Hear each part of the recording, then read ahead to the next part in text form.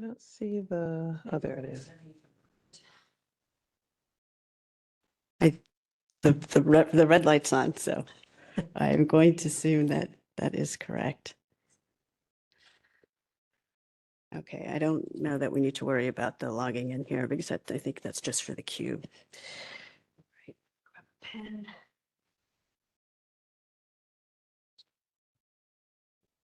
Can log in though. Do you want to make me a panel? Oh, how do you do that? Well, if you log you into are- WebEx, it should log on. An attendee. I used the latest one you gave me. I'm an attendee. Let me grade you.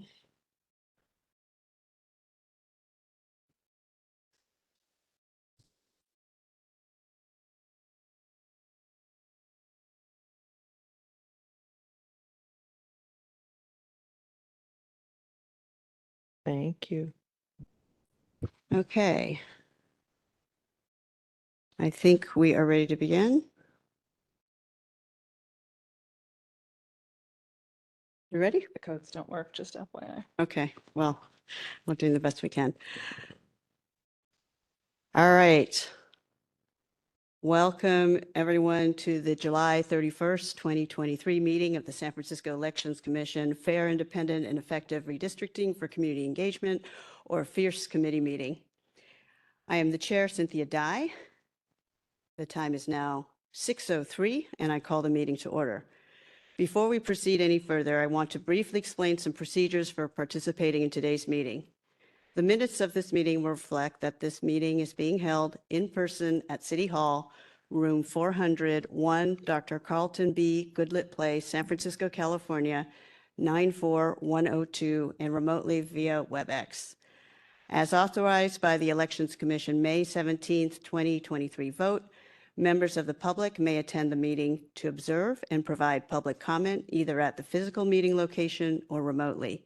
Details and instructions for participating remotely are listed on the Commission's website and on today's meeting agenda.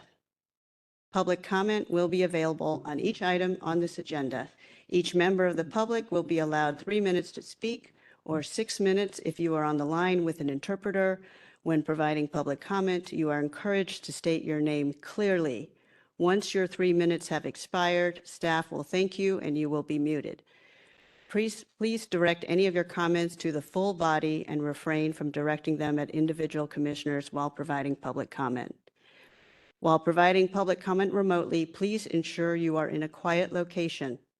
When joining by phone, you will hear a beep when you are connected to the meeting. You will be automatically muted and in listening mode only. To make public comment, dial *3 to raise your hand when your item of interest comes up. You will be added to the public comment line. You will hear, "You have raised your hand to ask a question. Please wait until the host calls on you." The line will be silent as you wait your turn to speak. If at any time you change your mind and wish to withdraw yourself from the public comment line, press *3 again. You will hear the system say, "You have lowered your hand." When joining by WebEx or a web browser, make sure the participant side panel is showing by clicking on the participant icon. At the bottom of the list of attendees is a small button or icon that looks like a hand. Press the hand icon to raise your hand. You will be unmuted when it is time for you to comment. When you are done with your comment, click the hand icon again to lower your hand. In addition to participating real time, interested persons are encouraged to participate in this meeting by submitting public comment in writing by 12 noon on the day of the meeting to elections.commission@sfgov.org. It will be shared with the commission after this meeting has concluded and will be included as part of the official meeting file. Thank you. And now we'll do roll call. Commissioners, please verbally state your presence at today's meeting after your name is called. Commissioner Dye, I am present. Commissioner Lavolsi, Present. Commissioner Parker. Here.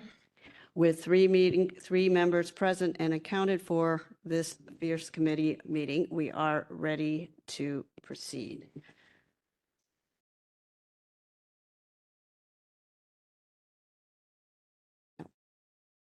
Okay. Great. So with that, may I ask Commissioner Levolsi to read the Commission's land acknowledgement? The San Francisco Elections Commission acknowledges that we are on the unceded ancestral homeland of the Ramaytush Ohlone, who are the original inhabitants of the San Francisco Peninsula. As the indigenous stewards of this land and in accordance with their traditions, the Ramaytush Ohlone have never ceded, lost, nor forgotten their responsibilities as caretakers of this place, as well as for all peoples who reside in their traditional territory.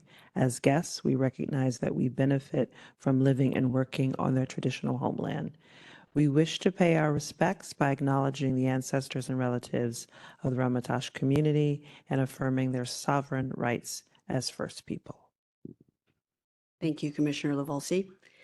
Moving on to agenda item number 2, general public comment. Public comment on any issue within Fierce's general jurisdiction that is not covered by another item on this agenda. Is there any public comment from anyone in the room? Yes, sir.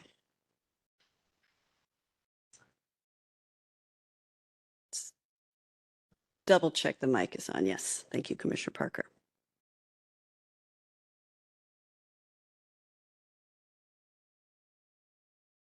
Okay. Go ahead. Hello? Yes, there you go. Okay, great. Okay, awesome to be here today. Thank you guys for being here. Hope you guys are doing well. My name is Gage Schreier. I am a resident of D1 and a lifelong resident of San Francisco. And I am here to comment today generally about some of the written materials put out by the League of Women Voters, just to sort of double check. Currently in their website is the written material that sort of explains their position with regard to this redistricting initiative. Included is the following statement. The San Francisco Office of the City Attorney said that the city will need to amend the charter to be in compliance with some of the requirements if the state bills pass. Or if those state bills don't pass, we'll need to amend the charter to improve our redistricting process. This statement includes a link to the memo, the Office of the City Attorney dated April 24th. To the members of the Elections Commission, this memo was written in response to the Commission's request for a written analysis of Bill 1248 at the state. So I've read this memo. I think Alan over there has read that memo too. And I hate to say I'm a little bit confused. So the city attorney many times trying to find where it says like, if those state bills don't pass, we'll need to amend the charter to improve our city's redistricting process. And that sentence is just not included in that city attorney memo of the Elections Commission. And so I just sort of want to find out where that comes from. You know, I know that sometimes stuff can get lost or a little bit jumbled, but I just want to keep things straight and make sure that sort of what I'm reading is totally up to snuff and, you know, the positions of the organizations I support and also, you know, what you guys are trying to say, because I'd like to know that too.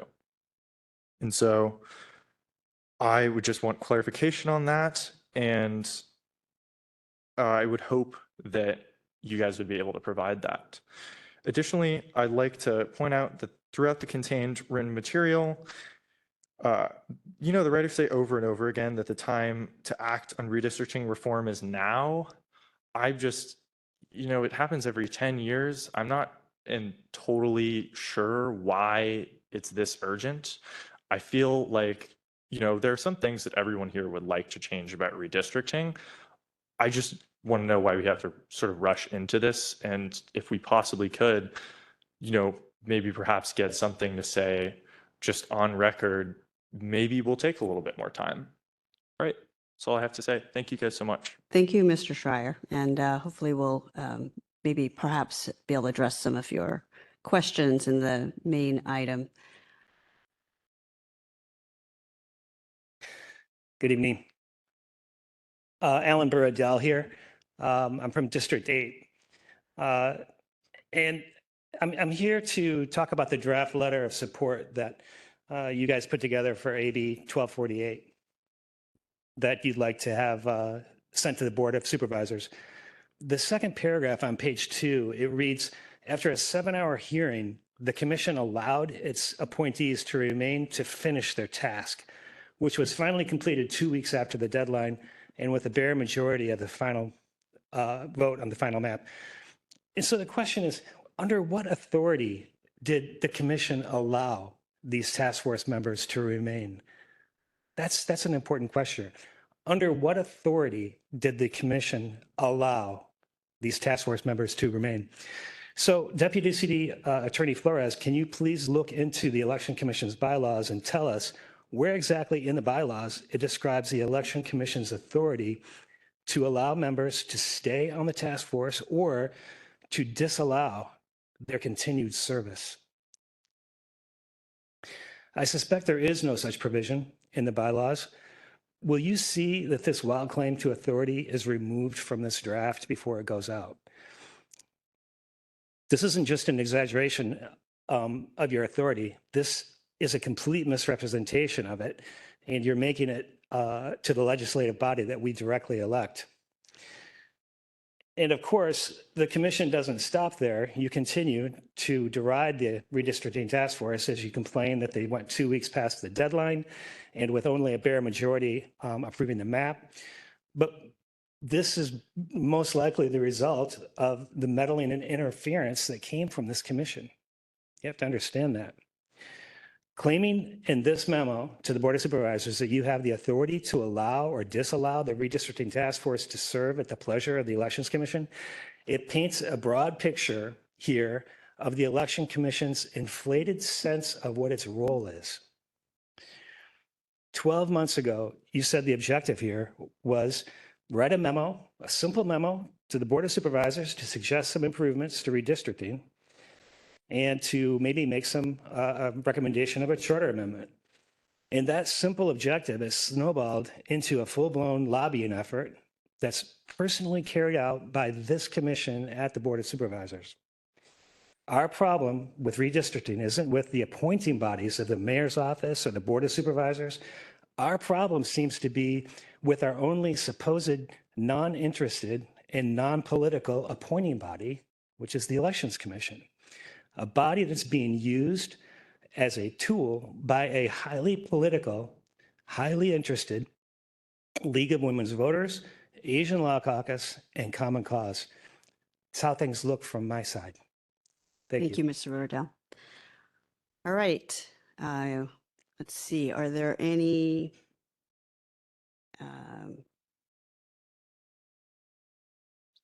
yeah. Let's take a look here.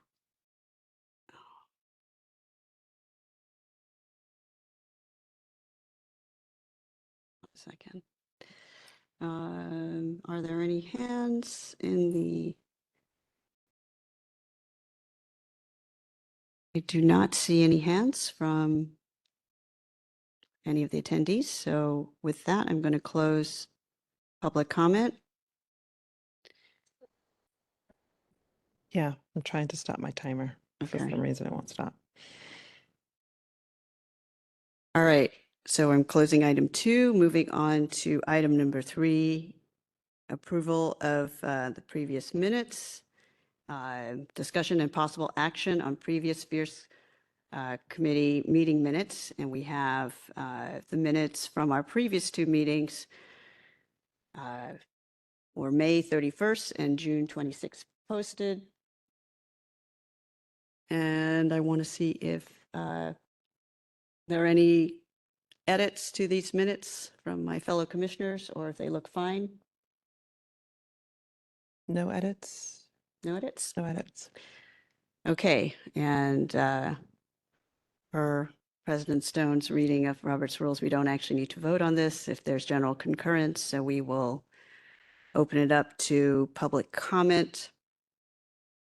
Any public comment on approval of the previous minutes? No one in the room? Let's just double check. There's no one online that would like to make a comment. I do not see any hands. So with that, I will close public comment on item number 3 and move on to the main event. Redistricting initiative discussion and possible action on recommendations for changes to San Francisco's redistricting process. And we have a couple of comments here. Before we begin, as noted on our webpage, the Fierce Committee is a temporary committee whose purpose is to advise the Elections Commission on finalizing best practice reforms to improve San Francisco's redistricting processes. Our May 31st meeting featured a panel of good government experts and a past redistricting task force member to assess the potential impact of pending state legislation on our fair city. In response to the public, our June 26th meeting featured another panel of former redistricting task force members who shared their thoughts on AB 1248 and 764, updates to the state mandates for independent redistricting, and the Fair Maps Act of 2019. For those of you who missed our previous meetings, the videos have been posted, and we encourage you to view them. We are in the process of transferring the content from our archived website to the new website platform. But in the meantime, you may download the last item, the latest project plan for the redistricting initiative, which now includes direct links to the educational sessions on redistricting best practices we began over a year ago in June of 2022. As part of our continuing effort to educate ourselves and the public, we thought it would be interesting to hear from someone involved in reforming local redistricting in an even larger Californian charter city, Los Angeles. I'm delighted to welcome Dr. Sara Sadhwani, who served as one of the rotating chairs of the 2020 California Citizens Redistricting Commission and is also part of the university leadership team of the LA Governance Reform Project. In Dr. Sadhwani, we are fortunate to have not only an academic expert in voting rights, but a statewide redistricting practitioner who created the electoral districts that we all voted in last year, and a local redistricting advisor, all rolled up in one person. Please refer to her very impressive bio posted to this agenda item as we get her slides up for a brief presentation. So, Dr. Sadhwani, I am hoping that you are able to share content. I would love to share content. I do have content to share. I don't know how do I do that from WebEx. So at the bottom of your screen, you should see a share button. Ah, got it. Sorry, I'm more familiar with Zoom, so I appreciate that. No worries. It's actually very similar to Zoom, so. Okay, great. It says that I have to set it up in, in my, oh dear. This might be a problem because it looks like it's not allowing me to make changes. Hang on 1 second. Do you have a Mac? I do, yes. It comes up with a screen that shows that I need to click the box for the Cisco WebEx meetings, but it is not allowing me to do so. Okay, let me just Yeah. Yeah. Did you email me the presentation by any chance? I didn't. I certainly could. It looks like I might have figured out what I might need to do. Hang on 1 second. And if not, I will email them to you. And honestly, it's only a couple of slides, so I can also do it. Oh, here we go. Got it? I think so. Okay. Meanwhile, I'm hoping that as a panelist that you are automatically able to share because I do not see where I can make it. So yeah, we are less, all of us are less familiar with WebEx as well. Got it. Okay, it looks like I have granted access to WebEx. It says I might need to leave the meeting and log back in. That's okay. We will wait for you. You are our main event. Okay, shall I do that? If that's what it's telling you, you have to do. Yeah, seems a that's little the only odd. way I'm seeing. Okay, let me do that and we'll see if, fingers crossed that it works. I'll email it to you also, just in case that still doesn't solve the problem. Right, that would be great. And meanwhile, just for the benefit of the public, we do have a couple of posted items in addition to her bio. There's an article that she wrote, as well as a link to the interim report of the LA Governance Reform Project, which has their recommendations for Los Angeles at this moment. And meanwhile, I will see if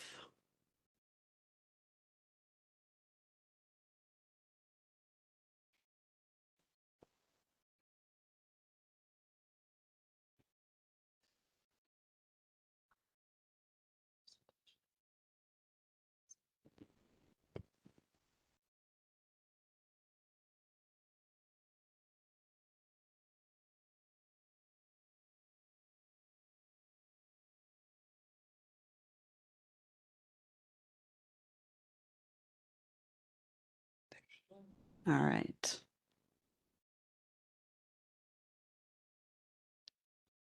Okay, are you back? I am back. Let's see if, aha, now I can do it. All right. Perfect. See if that works. Thank you for bearing with me through these little technical difficulties that we're all very accustomed to after the many years of COVID. Believe me, it happens at every single meeting, unfortunately. Are you all seeing the slides? No. No, So we are we- seeing your screen, but not the slides. What screen are you seeing? We see your desktop. Uh-oh. This Okay. is Commissioner Lavolsi. Let's see. I don't even, oh, here we go. There you go. Stop that. Let's see, let's try again. You might have to pick a particular window. Yeah, I have a couple windows open. Are you seeing slides now? Yes. Yes. Thank you. Go for it. Perfect, wonderful. Okay, great. So I kept the presentation super short, and then I'm happy to, answer questions or even have a conversation. Of course, I served as the Redistricting Commissioner for the state of California, so love having conversations about redistricting. If you have more questions about our process or about some of the work that we're doing in Los Angeles. Commissioner Dye, of course, mentioned that I did serve on the Redistricting Commission. I also tend to wear many hats. I am an assistant professor of politics at Pomona College. I study voting behavior, particularly of Asian Americans and Latinos, voting rights, public policy, and public opinion. I serve as a senior researcher on AAPI data. And I also have a podcast for Spectrum News called Inside the Issues, and you are welcome to join along and subscribe. We actually talk quite a lot about redistricting in Los Angeles and what has led to the impetus for reform here in Los Angeles, which of course I'm sure you've probably all heard a little bit at least about the leaked recordings from last fall, which was really kind of gave us the momentum to do this work. But I think it was something that has been on a conversation for a very long time, that, a conversation that gets kicked down the road because it's easy to not think about redistricting when it only occurs once every 10 years. Yet if you don't do something about it now, probably no one's ever going to bother doing anything about it. So I wanted to start off and just recap some of what we see as successes of the California Citizens Redistricting Commission from 2022. Of course, there were many successes of the 2010 Redistricting Commission, which I think some of you might know a whole lot about and would love to hear your stories as well. For the 2020 Commission, we wrapped our work at the end of 2021. Actually, I probably should have put 2021. We collected throughout our process nearly 40,000 pieces of community input. We largely worked on a consensus model. navigating, conflicting testimony and priorities that we would hear from all different parts of the state, certainly from San Francisco as well. But of course, we're working with, nearly 40 million Californians. And of course, there's going to be conflicting testimony about how people want to see their lines drawn. We also successfully navigated the COVID pandemic. It meant that for us, we had a very different model for the commission, even when we wanted to go in person and go do a so-called road tour or road show of the commission in order to go see different regions of the state and to meet with people in person. We were dealing with county by county variations in terms of restrictions on meetings, and ultimately came to the conclusion that it was just impossible to really try and have meetings in person with the constantly fluctuating and changing scenarios that were happening, various surges that would happen right as we were about to try and have public meetings. So there was a lot for us to navigate. In addition to a census delay, we were also very involved in advocating for a full and broad census. We were seated just prior to the completion of the census data. And as you might recall, the president at the time was attempting to put a number of restrictions on the Census Bureau, including trying to identify undocumented immigrants, which would have a significant impact for the state of California. So we did a lot of advocacy around that as well. In terms of the maps themselves, I think all of the commissioners would really point to the fact that we significantly increased the opportunities for representation of Latinos. Latinos, of course, have been one of the fastest growing communities in California for many decades.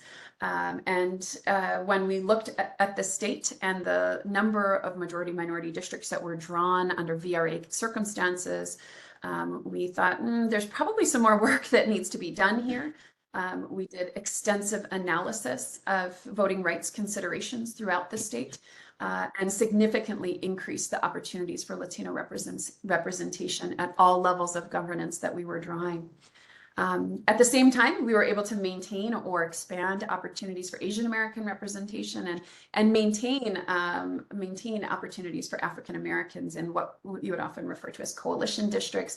We also, by many accounts, you would argue that we expanded opportunities for LGBTQ representation. Of course, that's not covered under the Voting Rights Act per se, but we received a significant amount of testimony from LGBTQ communities throughout the state, and we're very cautious to draw in ways that were respectful to some of those boundaries. I think the key component that we're all very, very proud of for the CRC is that we ultimately adopted our maps with a unanimous vote. So in this day and age of hyper-partisanship that we see throughout the United States, and certainly we also see here in California, I personally very much feel that it was something really incredible to be able to have a statewide body with individuals from all over the state, to have 5 Republicans, 5 Democrats, and 4 independents or no party preference individuals come together and be able to pass something unanimously, I think is something pretty special. And in the end, we didn't have a single lawsuit brought against our maps. We had one frivolous one halfway through the process. It was thrown out by the California Supreme Court. Really, it was seen as something trying to delay our work and delay the maps, to remove the authority from the commission. It didn't succeed, and we didn't face a single challenge of our maps. And that is certainly something that I think all Californians should really be proud of, and certainly something that folks in other states are looking to understand how do we do that.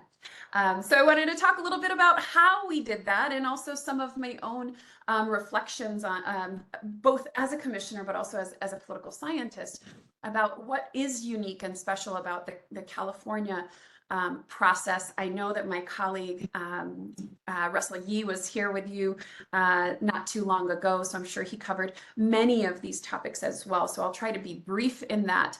But I did want to share some reflections that I think are crucial to the establishment of independent redistricting commissions. And certainly some of these components we've used in our efforts to try and draft recommendations for the Los Angeles City Council in the development of an independent redistricting commission there. I shared with Commissioner Dye also an article that I wrote that fleshes out these recommendations and kind of larger points. So hopefully you've all had a chance to see that, and if not, happy to share that with you all. So what are some of the keys to independent redistricting? One of the things that I had to grapple with the most was from naysayers. The minute we were announced as commissioners, for myself, of course, it's a two-step process of being selected to the commission. I was selected through which comes from a list of applicants that was fine-tuned and honed down through multiple stages through the state auditor's office, which you all no doubt are familiar with that process. And if not, I'm happy to answer questions about that. But from the get-go, there were naysayers. It was very apparent that there were plenty of people, both here in California and outside of the state, who wanted us to fail. Who wanted the commission to kind of go down in flames, to not pass maps, and have that authority essentially go back to the courts so that a special master could redraw the state. And one of the common tropes that we heard is that an independent commission can't do redistricting because redistricting is inherently political. And, you know, I grappled with that concept quite a lot.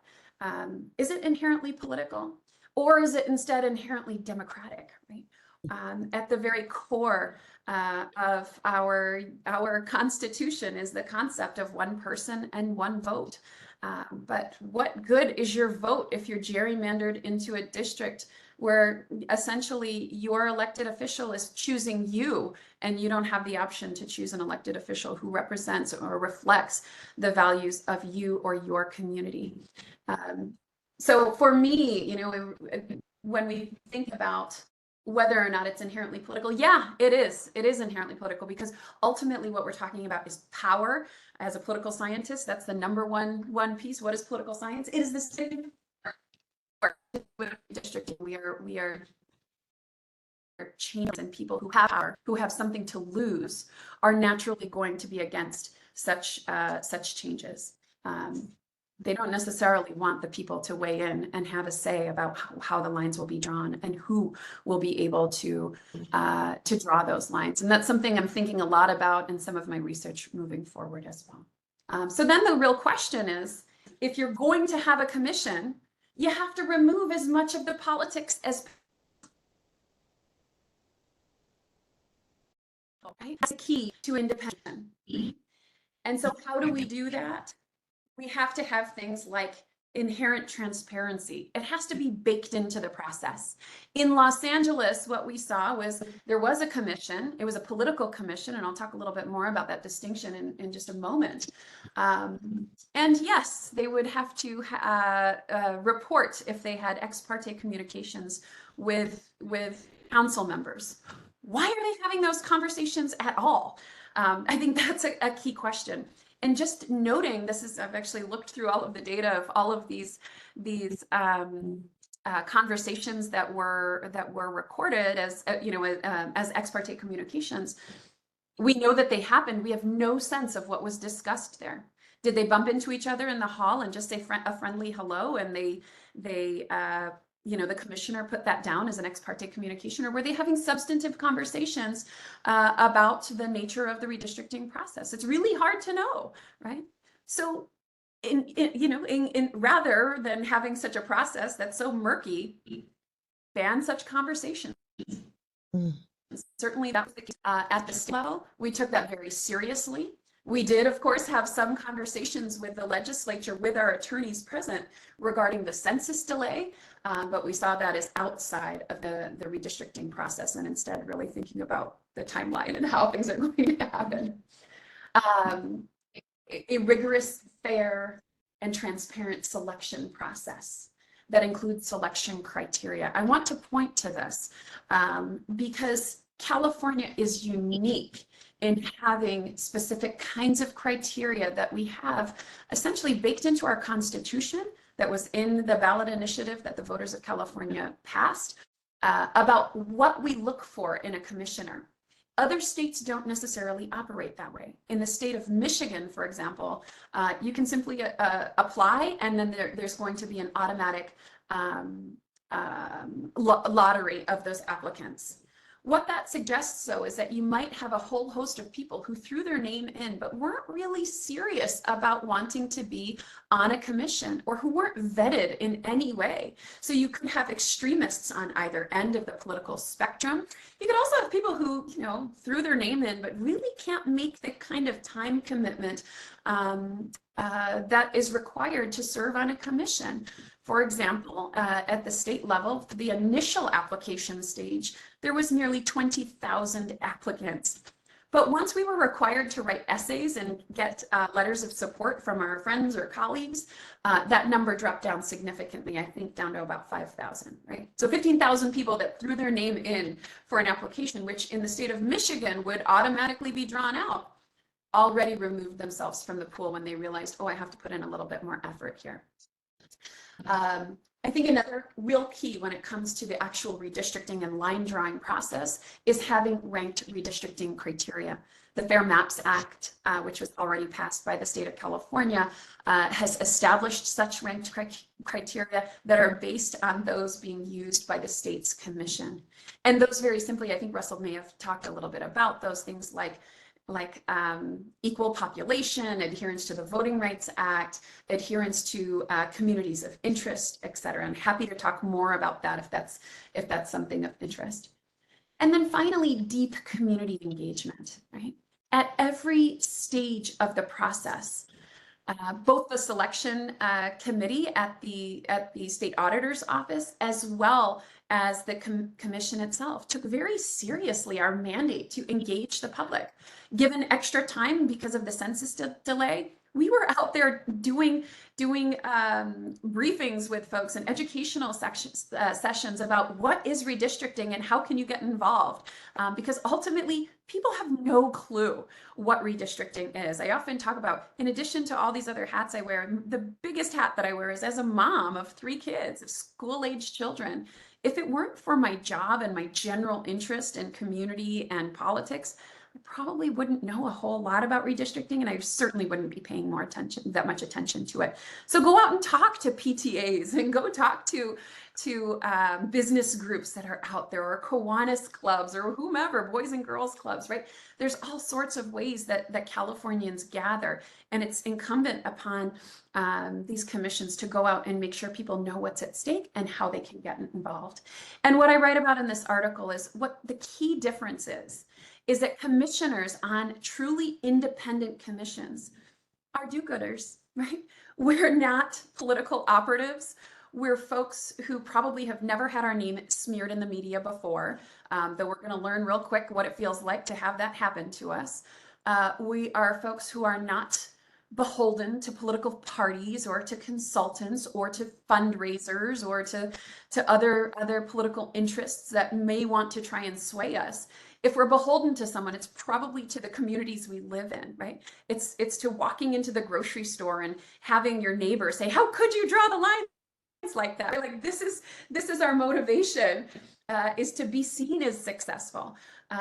So I really feel like the switch to a truly independent redistricting commission is a shift in the model of who's doing that and really bringing forth folks who want to be there, who want the commission to succeed.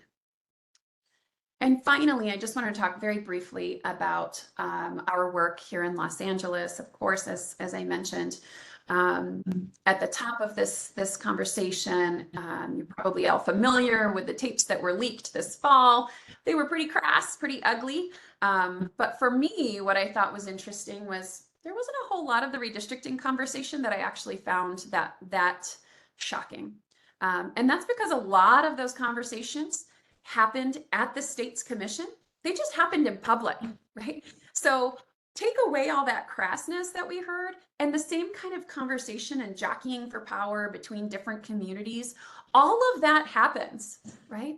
Different political interests that are out there, including current incumbents, are going to try and weigh in on the process no matter what. Of course, they're going to try to save their own districts, but the conversation around it is going to look very different when that conversation is actually happening in public with a group of people that, don't necessarily care if so-and-so gets reelected. After this redistricting cycle, we've had plenty of assembly and senators from the state legislature say, I'm not going to go back, right? For me personally, that's not a problem to me, right? If you want that seat, my personal feeling is then you should go out and fight for it and make sure that you're representing people and be responsive and reflective of those people. It's an honor and a privilege to serve and to represent the people. So take it seriously. Some of the key components to our efforts to reform in Los Angeles. Los Angeles does have a commission. My understanding, it's somewhat like the commission that exists in San Francisco. It is, as political scientists, what we would refer to as a political commission. It's a bunch of appointees. So everybody gets an opportunity to put someone on the commission. The commission tends to be fairly large. Large commissions tend to not do so well because there's so many dynamics of the various individuals that have to go into it. And ultimately, they're beholden to the politicians who put them in place in the first place. So they are there at their behest. That is a political commission by definition. States like Virginia and Ohio also use this model. Both of those states, their political commissions went down in flames. They were unable to pass maps. The courts had to get involved. Special masters were called. Essentially, those commissions failed. Because the model is just not great. An independent commission, on the other hand, as we've discussed, is really trying to select a body of people who are independent from the politicians who would have a self-interest in this process and who are independent from the special interests that also might have such interests. Los Angeles is a charter city, much like San Francisco. I know it's one of the individuals during public comment asked a question about charter cities. In Los Angeles, we recognize that changing the charter, even if the 1248 or other bills moving at the state level were to pass, it's a real question of whether or not this charter cities have to comply with that. Ultimately, elections for Los Angeles are governed by the charter of the city. And therefore, after these leaked tapes, a group of us scholars, and I think you all have the link to the LA Reform Initiative, and if not, I'm happy to share that with you all, got together and said, we're going to need ballot language. We're going to need recommendations based on research, based on what's unique about the city of Los Angeles, what the needs of the city of Los Angeles are. And so we came together to develop a set of recommendations for the city, for the people of Los Angeles, because we really recognize that even if this moves forward at the state level, ultimately LA is going to need to pass something. And we think that the time is now. We are working rapidly to try and get this on the ballot by 2024. Political momentum is real. When this falls too far out of people's memories, it's just not going to happen. In addition, by passing it now, hopefully in 2024, it'll also allow the city and whichever agencies ultimately will be responsible for the selection process and housing the commission to actually gear up and plan for it. There's going to need to be additional staffing, right? We're going to need a whole plan on how to actually operationalize whatever is ultimately approved by the voters. We're actually in a process this summer of doing some both polling and focus groups to better understand what it is that the voters want and would be willing to support. Some of the recommendations, I should note that there are other coalitions of advocates that are out there.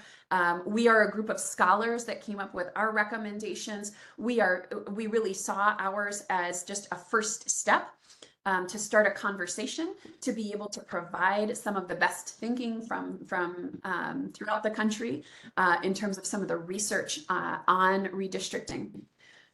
We do propose a commission structure that would look somewhat different from the state's structure. The state structure, of course, is partisan in nature, right? As I mentioned, 5 Democrats, 5 Republicans, 4 independents. We propose a nonpartisan commission. The local elections are nonpartisan in nature. People do not run with Democrat or Republican on their names, when they're on the ballot.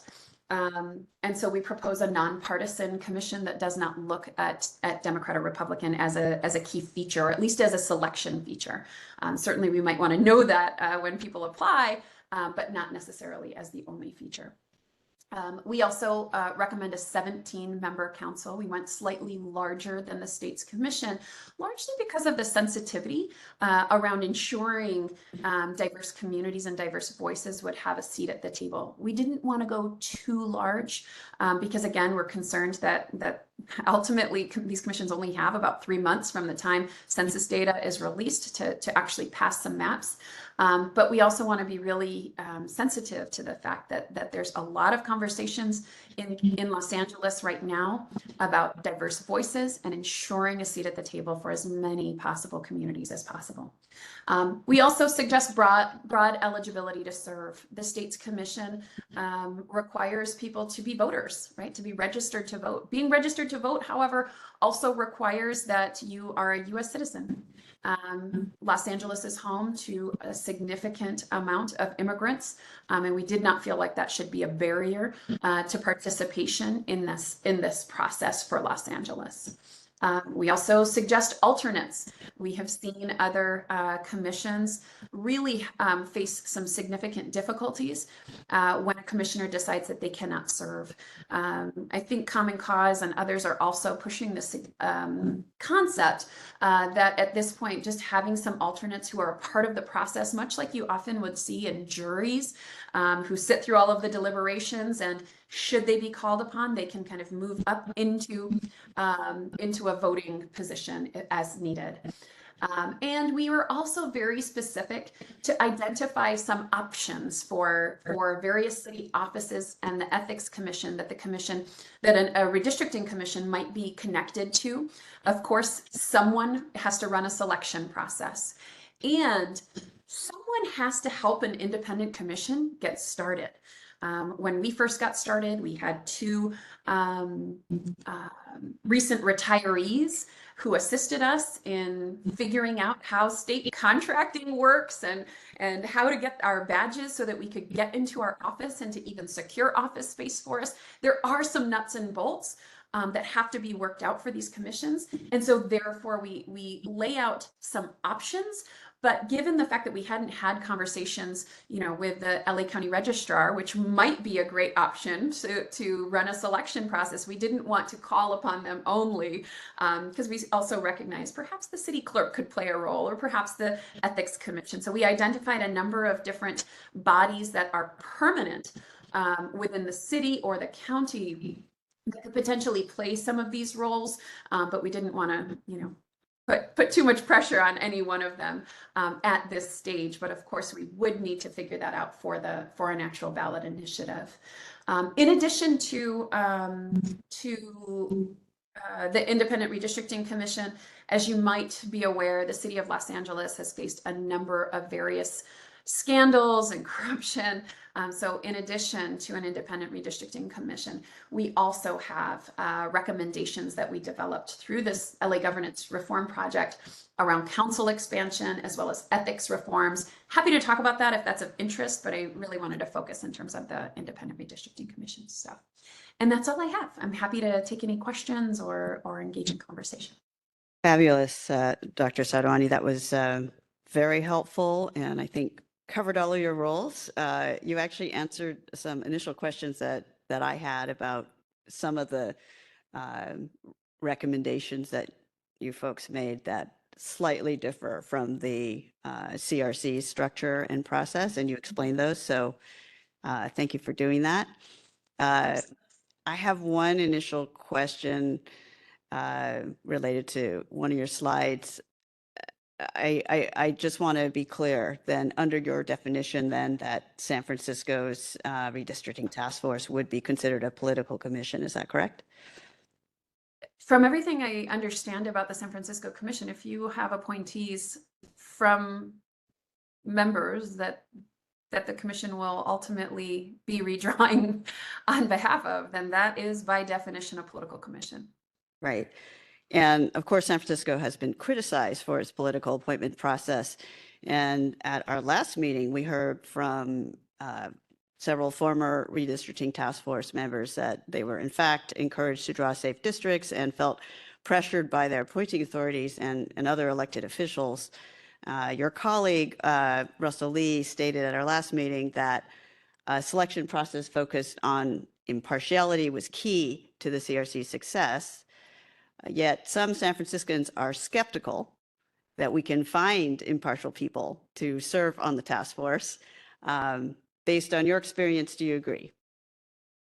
You know, I was skeptical actually going into the process, and I can still remember very early on, right after I was selected, taking perhaps a slightly aggressive, not aggressive, but you know, I was very skeptical of my colleagues, right? I really didn't know, you know, what persuasion they were from, or, you know, if they would want to work across the aisle. You just don't know that. And because of COVID, we did not have the opportunity to even meet in person. What I learned, however,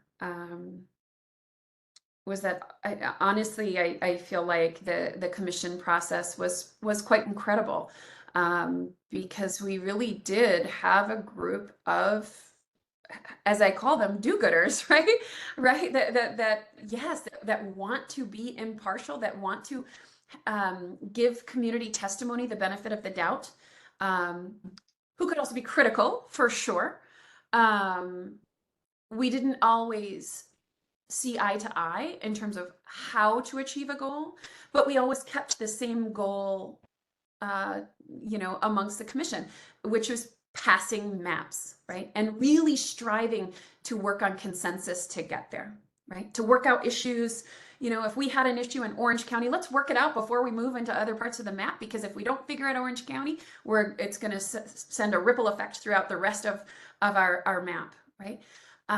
So I really do actually think that that the selection process, the multiple layers of selection really did lead to a host of individuals who, I mean, I think we might be criticized by some as being somewhat moderate, right? That we didn't have extremists, extreme Republicans. We did not also have extreme Democrats. We did, you know, or really liberal folks. Like I talk about this a little bit in the article that I wrote. It was a field of moderates, essentially, right? That we believed in the same things, just maybe perhaps how we would get there was somewhat different. But people really brought with them a sense of listening to one another. Don't get me wrong, tempers flared at times. It's a fairly stressful job, especially when you have community input, just, you know, sometimes people screaming at you. But I think actually as community testimony flared, as commissioners, it actually made us closer, despite being Democrats and Republicans. We actually didn't think about it that much at a certain point. It wasn't something that plagued us day in and day out, because I think everyone came to the table wanting to engage with one another. And I honestly, I think it's one of the most incredible processes I've ever been a part of, where you find individuals who operate like that. That's not necessarily the case in some of these other states. And actually we have I'll be on a panel on August 2nd, if anyone is interested, I'm happy to send information where we're also talking with folks from Michigan who will share a little bit about the Michigan process as well. Colorado, Arizona, of course, is highly contentious. Largely because their institutional structure, how they're established, is very different from the process that's used here in California. It's why California is often referred to as the gold standard for independent redistricting. Yeah, that was very much my experience as well.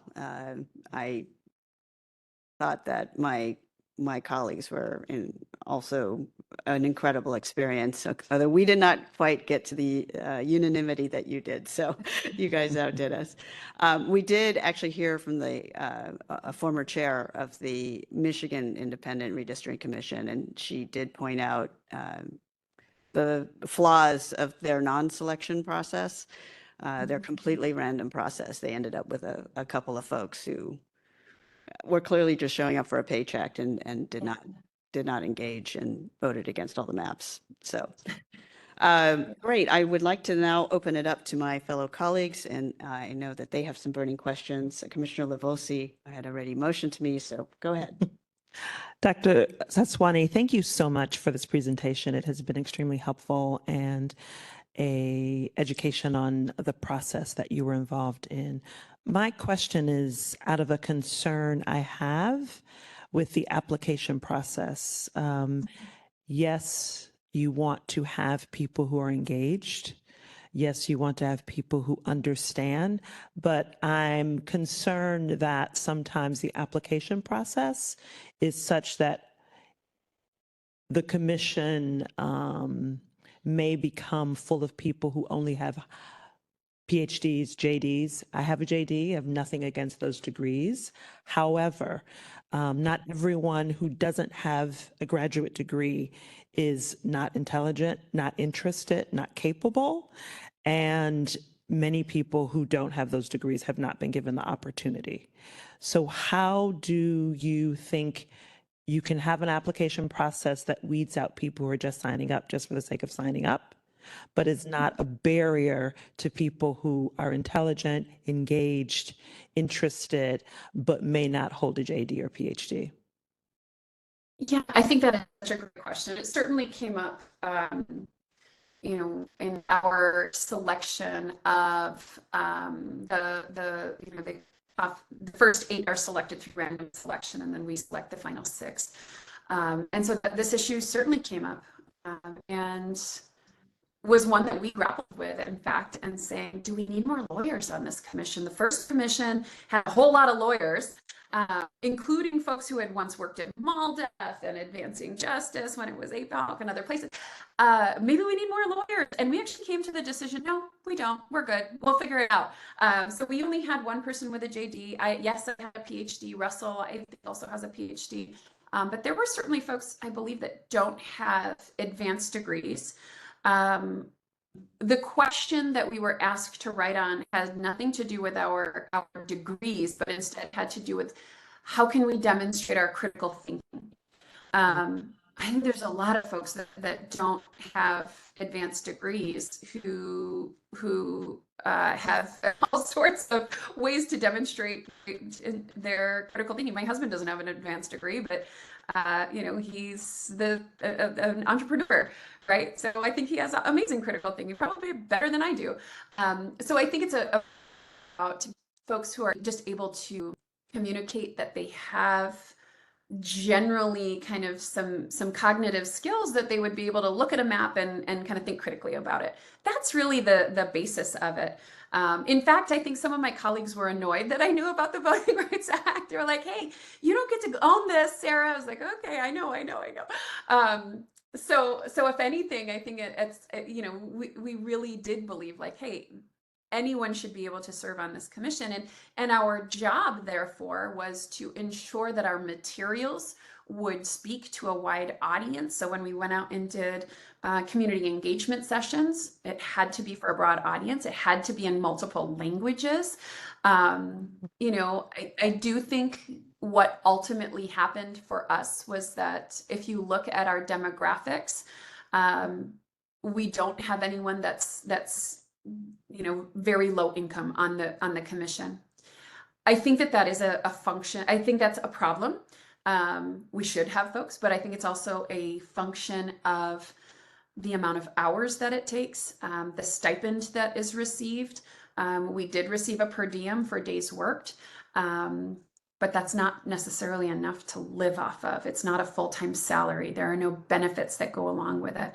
So if someone is, works on temporary employment or something of that nature, or in a part-time fashion, it could potentially be challenging to serve on the redistricting commission because they might not be able to make ends meet.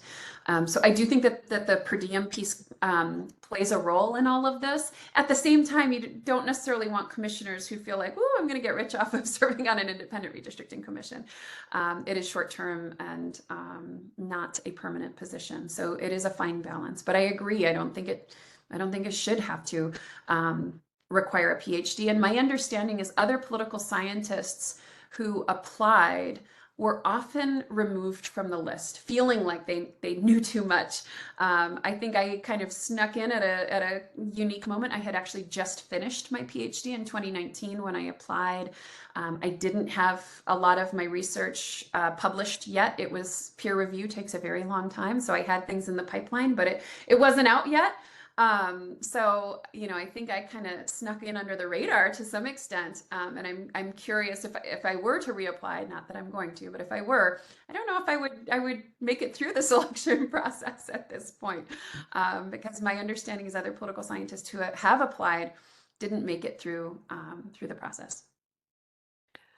I just have one follow-up. Do you have any, having had this experience, do you have any recommendations, thoughts on how, excuse me, other than the stipend, how are there ways to get low-income community members to be a part of this? Because that's really, you hit the nail on the head. That's really my concern, is that we have people who have education, who have experience, who have jobs, who have means, making decisions for everyone else. And rarely do we have people who have the lived experience of what it's like to live on a budget, to not have much money, to not make ends meet, be a part of these conversations. And to me, that's not inclusive. So what are some of the ways, or do you have any thoughts where we could actually change that? Yep. I think a couple things, right? So one, the per diem, I think some sort of compensation is essential. Again, I don't think anyone who's doing this work is trying to get rich, but we have bills to pay. For myself, even though I had a full-time job, I was working a whole lot of nights and weekends. So it was very helpful to have the per diem to help pay for childcare. I think that so some sort of compensation for sure. I kind of have this question about service on any commissions, right? Do cities have stipends that people who are going to serve on commissions who are lower income, can they apply for some sort of additional support for their service given their income? I think that could even apply beyond redistricting commissions, right? I don't know of such opportunities, but I don't think some sort of system like that would be a bad idea. Like why, looking in, for example, at the city of Los Angeles, can low-income people serve on the ethics commission? Maybe we want them to, right? I share your concern that we want to have a broad array of folks to serve on not only redistricting commissions, but also others. And so perhaps there's something that we need to be thinking about more broadly, but redistricting commissions could be a way to push this conversation, to have additional compensation specifically for folks who are lower income, to help make ends meet if they're going to provide this service to cities or the state. In addition, I would say outreach. I write a little bit about this in a piece that I wrote. I was asked multiple times to apply. A colleague of mine asked me. I was getting solicitations from nonprofit organizations that were running support sessions to support people who wanted to apply, to help them figure out how to write their essays and what to say. There were articles in the LA Times that I read about how there weren't any, the candidate pool wasn't very diverse. It was predominantly white men. And I thought, okay, maybe I should do this, right? So it took 3 different hits before I actually put in an application. And trust me, along the way, I had plenty of other things going on. So I was like, oh, am I really going to write all of these essays? And I did, and I'm glad that I did. It's not an easy process, but that I think speaks to the need for outreach. If you want a diverse set of candidates to serve, then there has to be diverse outreach to get those candidates. And I think my experience alone shows that to some extent, right? 3 different hits I had to get to, 3 different times I had to hear the message apply in order to actually go out and do that. So if we want to have diversity, if we want to have low-income folks serving, who's going to go out and talk to folks to actually get them to apply? Who's going to support them in that process to say, no, no, no, you can do it. We think you would be great, right? You know, are there grants being given to nonprofit organizations perhaps to do some of that work? I think statewide there has been in the past. Is there some way to do more? Yeah, in fact, during our cycle, the Irvine Foundation put $3.5 million in to do a lot of that community outreach. And when we kind of did a survey of the 2010 CRC, about half of us came through that process where we had support from community organizations to either help with the application process or heard about it for the first time from a community organization. So that kind of intentional outreach was pretty important and was supported by philanthropy the first time. I also wanted to mention that in San Francisco, we do have a program that we've been doing for juries, San Francisco juries, to ensure that we have diverse juries. Right. That supports low-income folks to get additional financial support if they get chosen to be on the jury. So San Francisco actually does have experience with trying to make sure Okay. that low-income community members can participate in our system. Commissioner Parker, I'm sure you have some questions, and perhaps I know you've asked questions about the stipend in the past. Yeah, thank you very much for this presentation. And actually, just like comment before I have a question is, I think related to the outreach that's necessary to recruit diverse members to a commission is, you know, is making sure that there is outreach to lots of communities in the process itself, right? To make sure that even, because no matter how many members you have on a commission, they will not be able to know all the experiences of people. And so it'll be so important for whoever that commission is to have the staffing and support and to be able to have really robust outreach during the process to gather all of the input and, you know, maybe be trained in making sure that they're receptive to that input, right? That also seems like an important part. Question. I had a few things. When I was looking at your interim report for this LA reform project, I noticed that that the report said that you all have recommended a 17-member commission, and there was the initial process with the 10, but there was some debate on how to select the final 7, and there was not agreement. And I just wondered, what was the debate and why weren't you able to reach agreement on those final 7? I think that there amongst some of the members, there was a lot of concern at the state level when the first 8 were selected through random draw, of which I was a part, that there were no Latinos selected. 2 thoughts on that, and then I will answer your question more directly about what the debate was.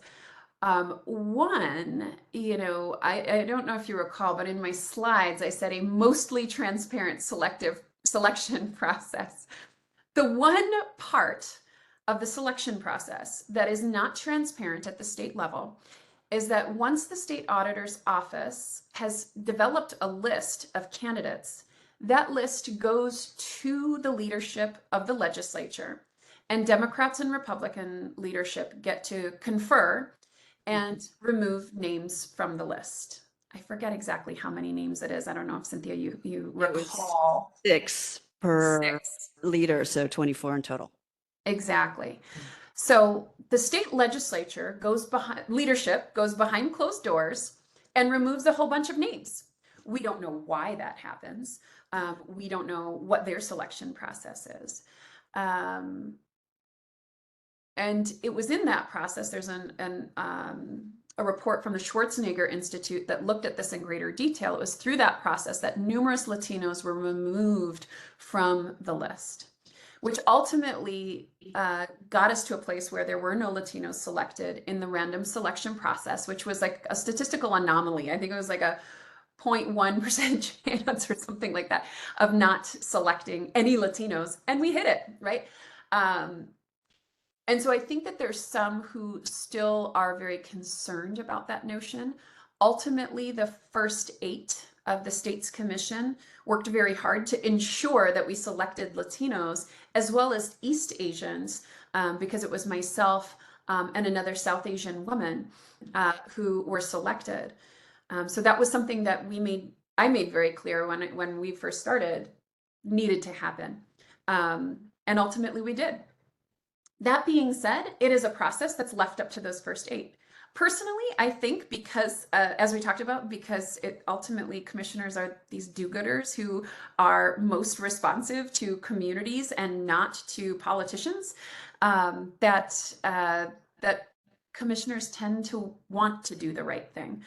We were flooded with testimony about how there were no Latinos and how there were about no East Asians, and we worked to remedy it. In particular, on that point, so 1 or 2 of the members in particular felt very passionately that they did not want the first 10 commissioners to select the final 7. And so we left the language the way that we did because of that. I, however, of course, am of the belief that the first 10 should have that responsibility, that in fact they would be the best people to do it, because if you push it back to the City Ethics Commission, those are all appointees from politicians. So who's going to end up in the final 7? If you push it back to another selection agency, I don't know what's going to govern how they choose, right? Do they need to go in front of City Council to get their funding figured out? Maybe. So maybe they're going to pull strings for a council member, then that the public isn't really going to know about. It won't be transparent. So for me, I voted on that one 100%, that the first 10 commissioners selected should be the ones selecting the final 7. Others didn't agree with that. Thank you. And I can imagine I'm curious if they had a different suggested process for the final 7, and also wondering, to help institutionalize a process that would be inclusive, that would kind of pull those values on how do we select those others, what sorts of things feel really important to us representing whatever the geographic location is, maybe there's some way to suggest. I don't know exactly how you would do that, but did they suggest a different process for those final 7 or no?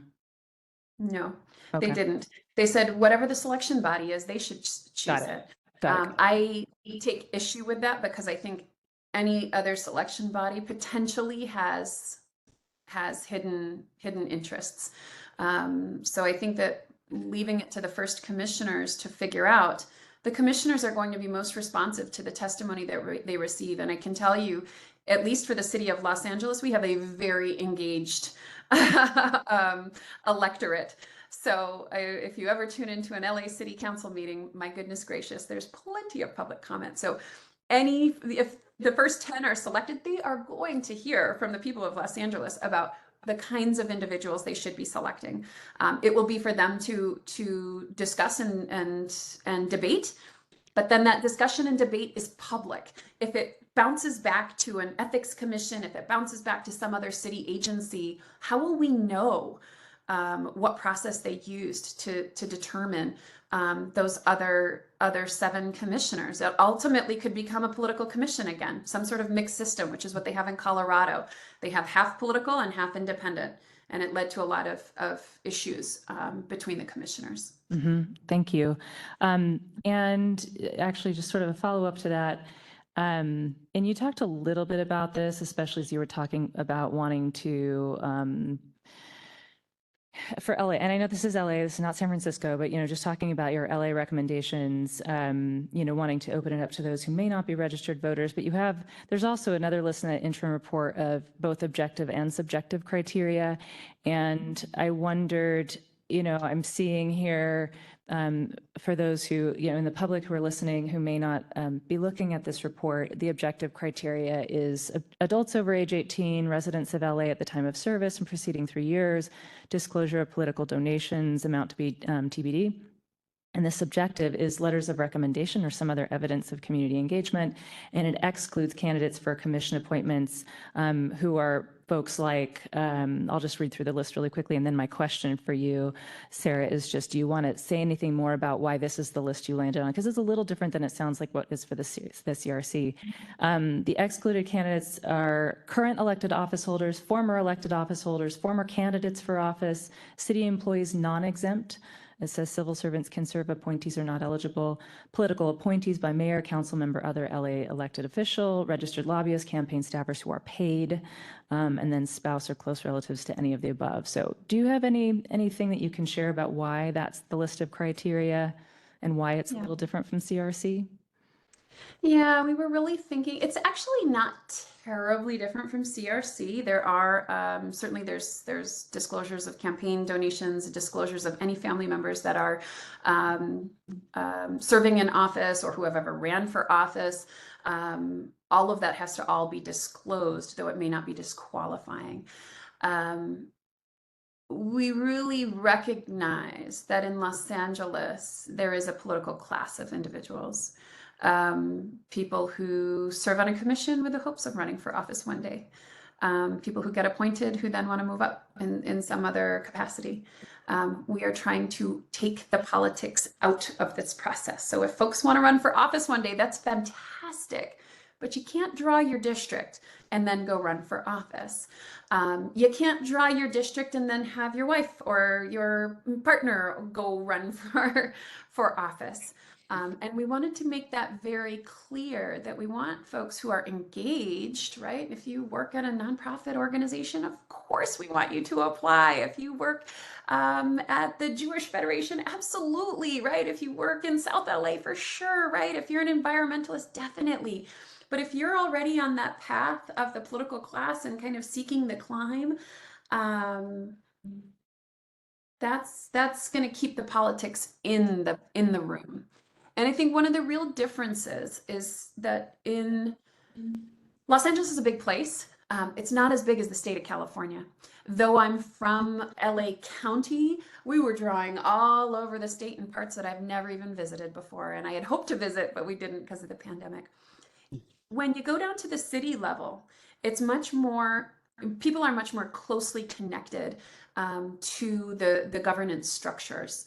And that was something we wanted to be very mindful of, and to have a number of prohibitions to ensure that we're keeping the politics out of the process to the greatest extent possible, right? Is it inherently democratic or is it inherently political? The politics is always going to be there. So how do we insulate this commission as much as possible from the politics that exist? Okay, thank you. My two final questions, I'll just share them both with you. And the first one is, when in one of the conversations we've been having in this committee on the commission is who is the right appointing authority? Here in San, I mean, every city's different, right? Like, I'm not going to pretend that LA is, the same as San Francisco. But it's hard to decide what that trusted authority might be here. And as I'm sure you're aware, AB 1248, one of the first listings there would be the Ethics Commission, which San Francisco, as you also have referred to, does have that body. And there are some folks who think that might not be the right appointing position, appointing authority. And so my question to you is, because there's a section of the governance reforms related to the Ethics Commission down in LA. I'm wondering if there is something in all of that research you all have done that has identified characteristics of a trusted appointing authority that might be interesting for us to consider. Our city attorney has interpreted AB 1248's implication on San Francisco that the Ethics Commission would be the appointing authority should that pass, and we fall under that. So that is my first question. Is there anything that would help? What are characteristics of a trusted appointing authority? And then the last one is just, have you had any response to these recommendations so far since you all published this last month that you might have to share? And that's it. In terms of appointing authorities, we left it open, as I mentioned, because we didn't want to put any one agency on the hook. We actually have quite a lot of reservations about the Ethics Commission. Not that we have problems with our Ethics Commission. We actually think it's doing a great job, and some of our recommendations are to strengthen the Ethics Commission.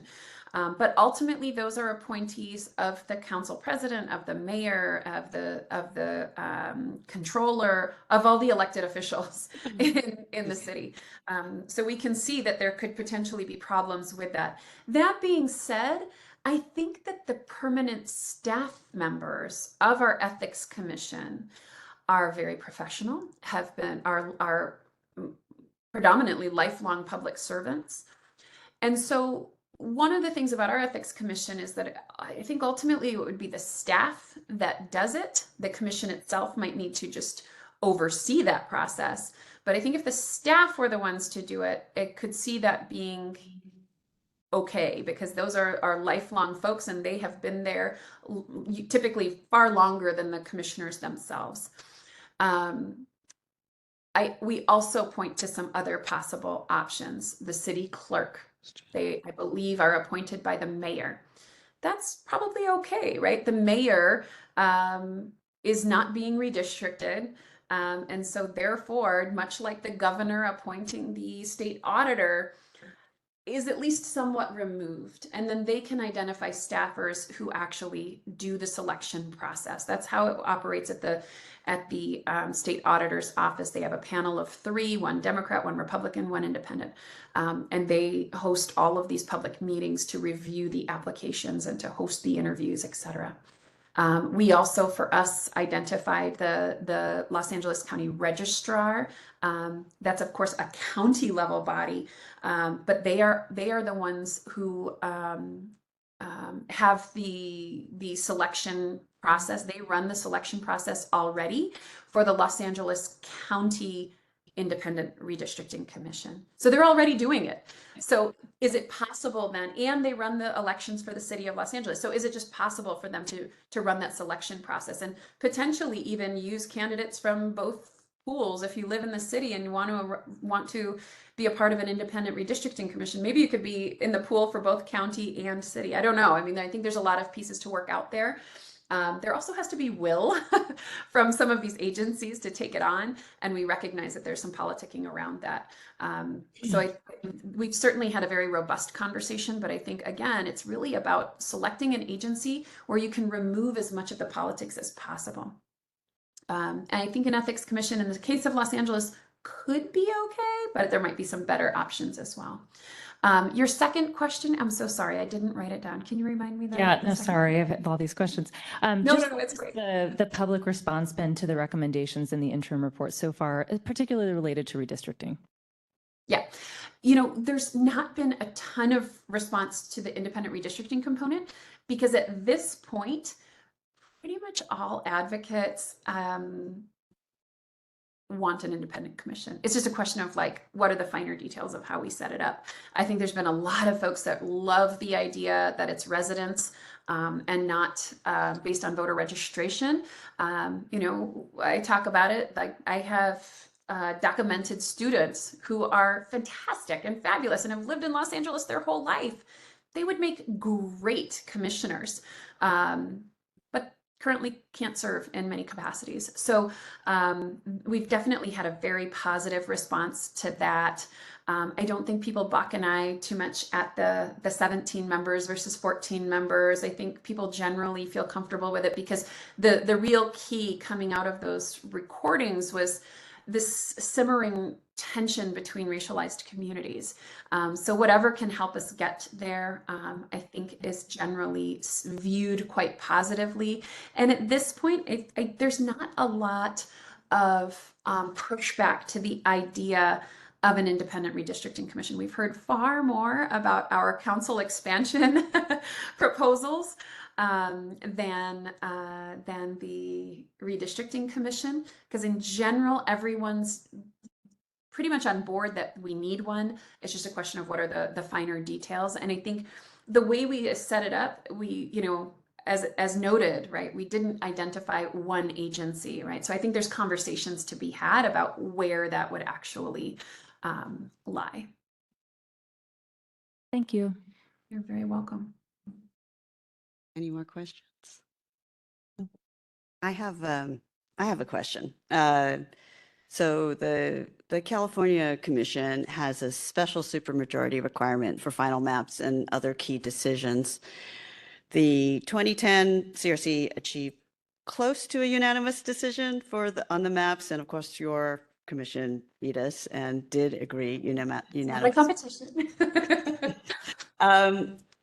How did this requirement affect how you worked with your fellow commissioners throughout this process? You know, I think the chemistry of the commission shifted throughout the process. We had longer than your commission did because you all fought to get us extra time, and we had, which thank you very much. And we faced the census delay. So we had a lot more time together, though our time was not in person. We got to know each other through some of the adversity we faced. We had some staffing hiccups along the way, and we had to find a new chief counsel. We had to find a new executive director.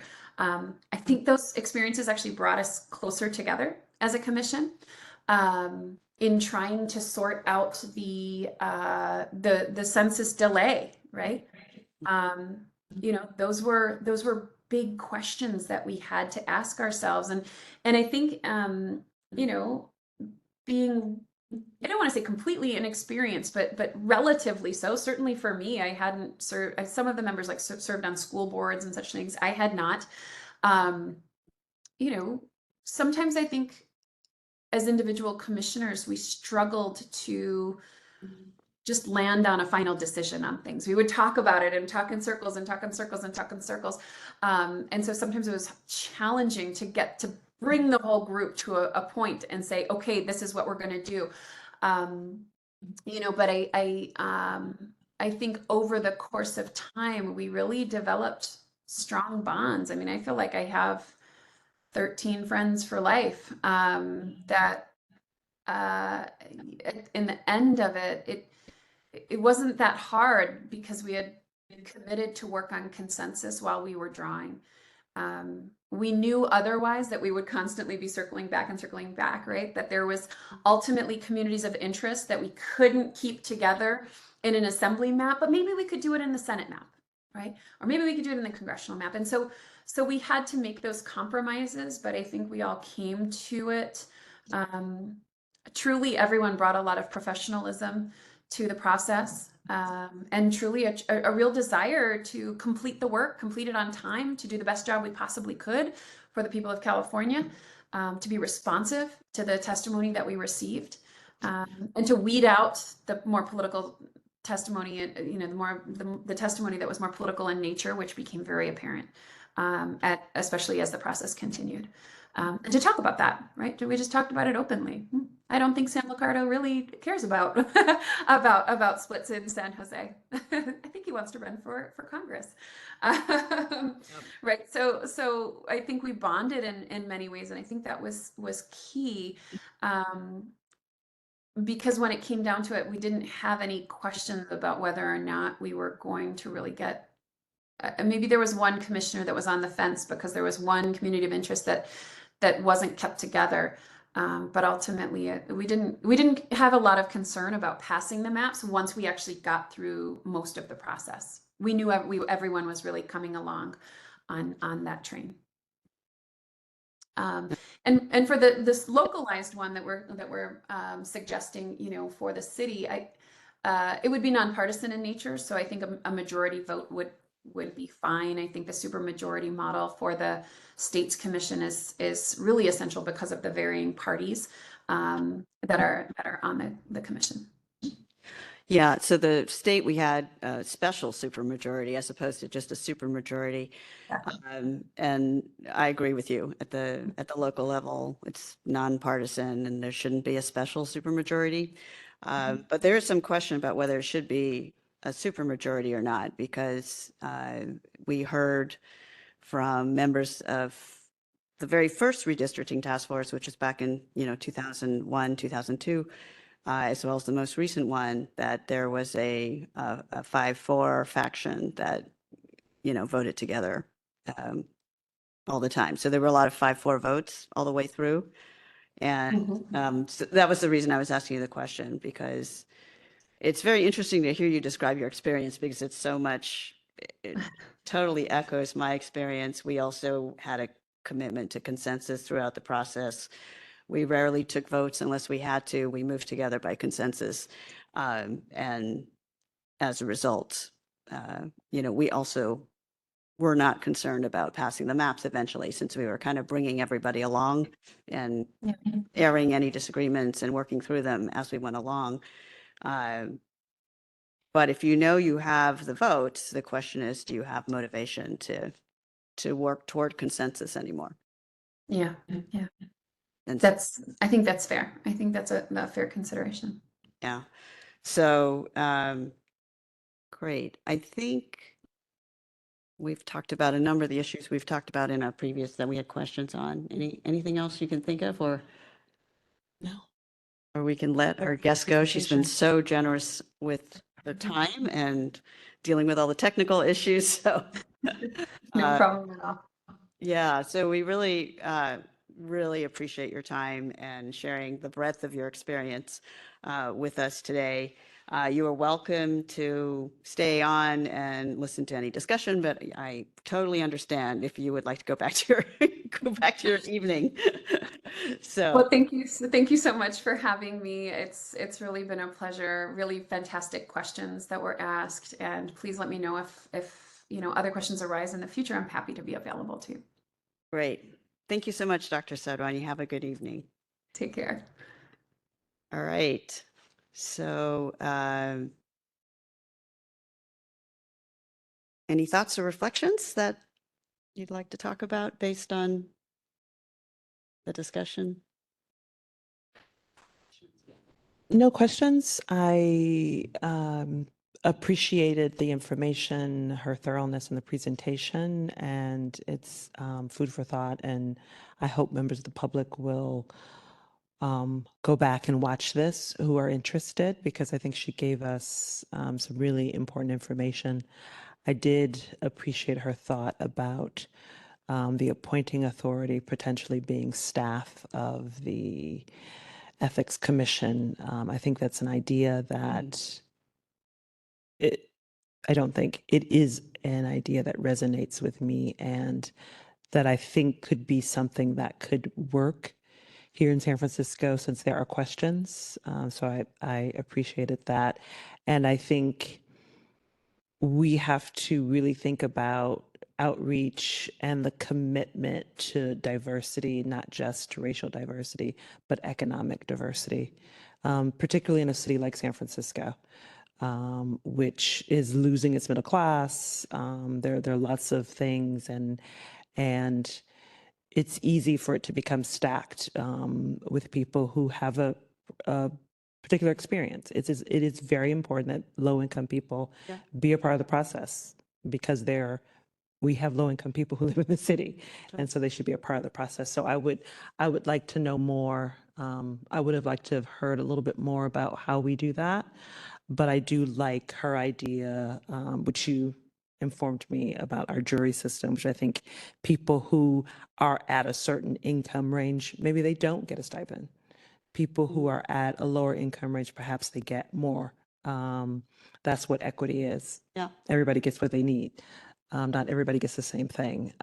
So I found it very informative. She's obviously very enthusiastic about the work she did. And I read the article. Thank you for passing that on.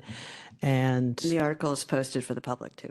yeah, I think that I'm interested to hear what people think because it was just recently published. So I'm interested to hear what others think on that. Yeah, just to respond, I did think of one more question that I'm now going to have to email her. I thought of it while she was talking and then I forgot to write it down. But for example, when we heard from Long Beach, they have a very interesting selection process where they have, I think it's one judge and one law student yes. and one. Yeah. So it's actually, kind of a mixture of people from different walks of life. And they, expertise. yeah, Mhm. and they form the selection entity. So, and I think we need to practice using the term vetting and selection entity. It's Entity, not an not appointing authority. right. That's right. It's like we're Vetting. getting away from appointing authorities. So, and I wonder if some combination of, people representing different agencies or parts of the city might be, Hmm. the best thing for San Francisco because we are having challenges, even among us, having a strong opinion on whether it's one or the other. And I think there's also maybe some value in thinking about, are there different agencies that are assigned different parts of the process? Like I could see, for example, there are certain agencies that are much better at outreach, particularly to marginalized communities, and maybe there would be a different agency that's responsible for the recruitment and building the candidate pool As opposed to the vetting. as opposed to the vetting and selection, because for that, we need an agency that can run a process, That's demonstrated they can run a process. that's demonstrated they can run a process, that they can follow criteria, that they can vet people against that criteria, and choose the 40 most qualified, right? Right. If we were to follow the Right. state legislation. And that may be a different set of skills. It's a really good point. And so I think we don't have to limit ourselves to just thinking, who's the one, right? That maybe we can be a little creative and think about who has the best skills. Like we've talked about how, okay, the Elections Commission's nonpartisan, that's already a step in the right direction, but we don't have the staffing and the resources to run a process, Right. right? That it would be difficult for us. But the Department of Elections runs stuff all the time, right? And they do outreach all the time. There are a couple of agencies, the elections being one of them, That's an example of one that could work. One that Right. could work for outreach in particular.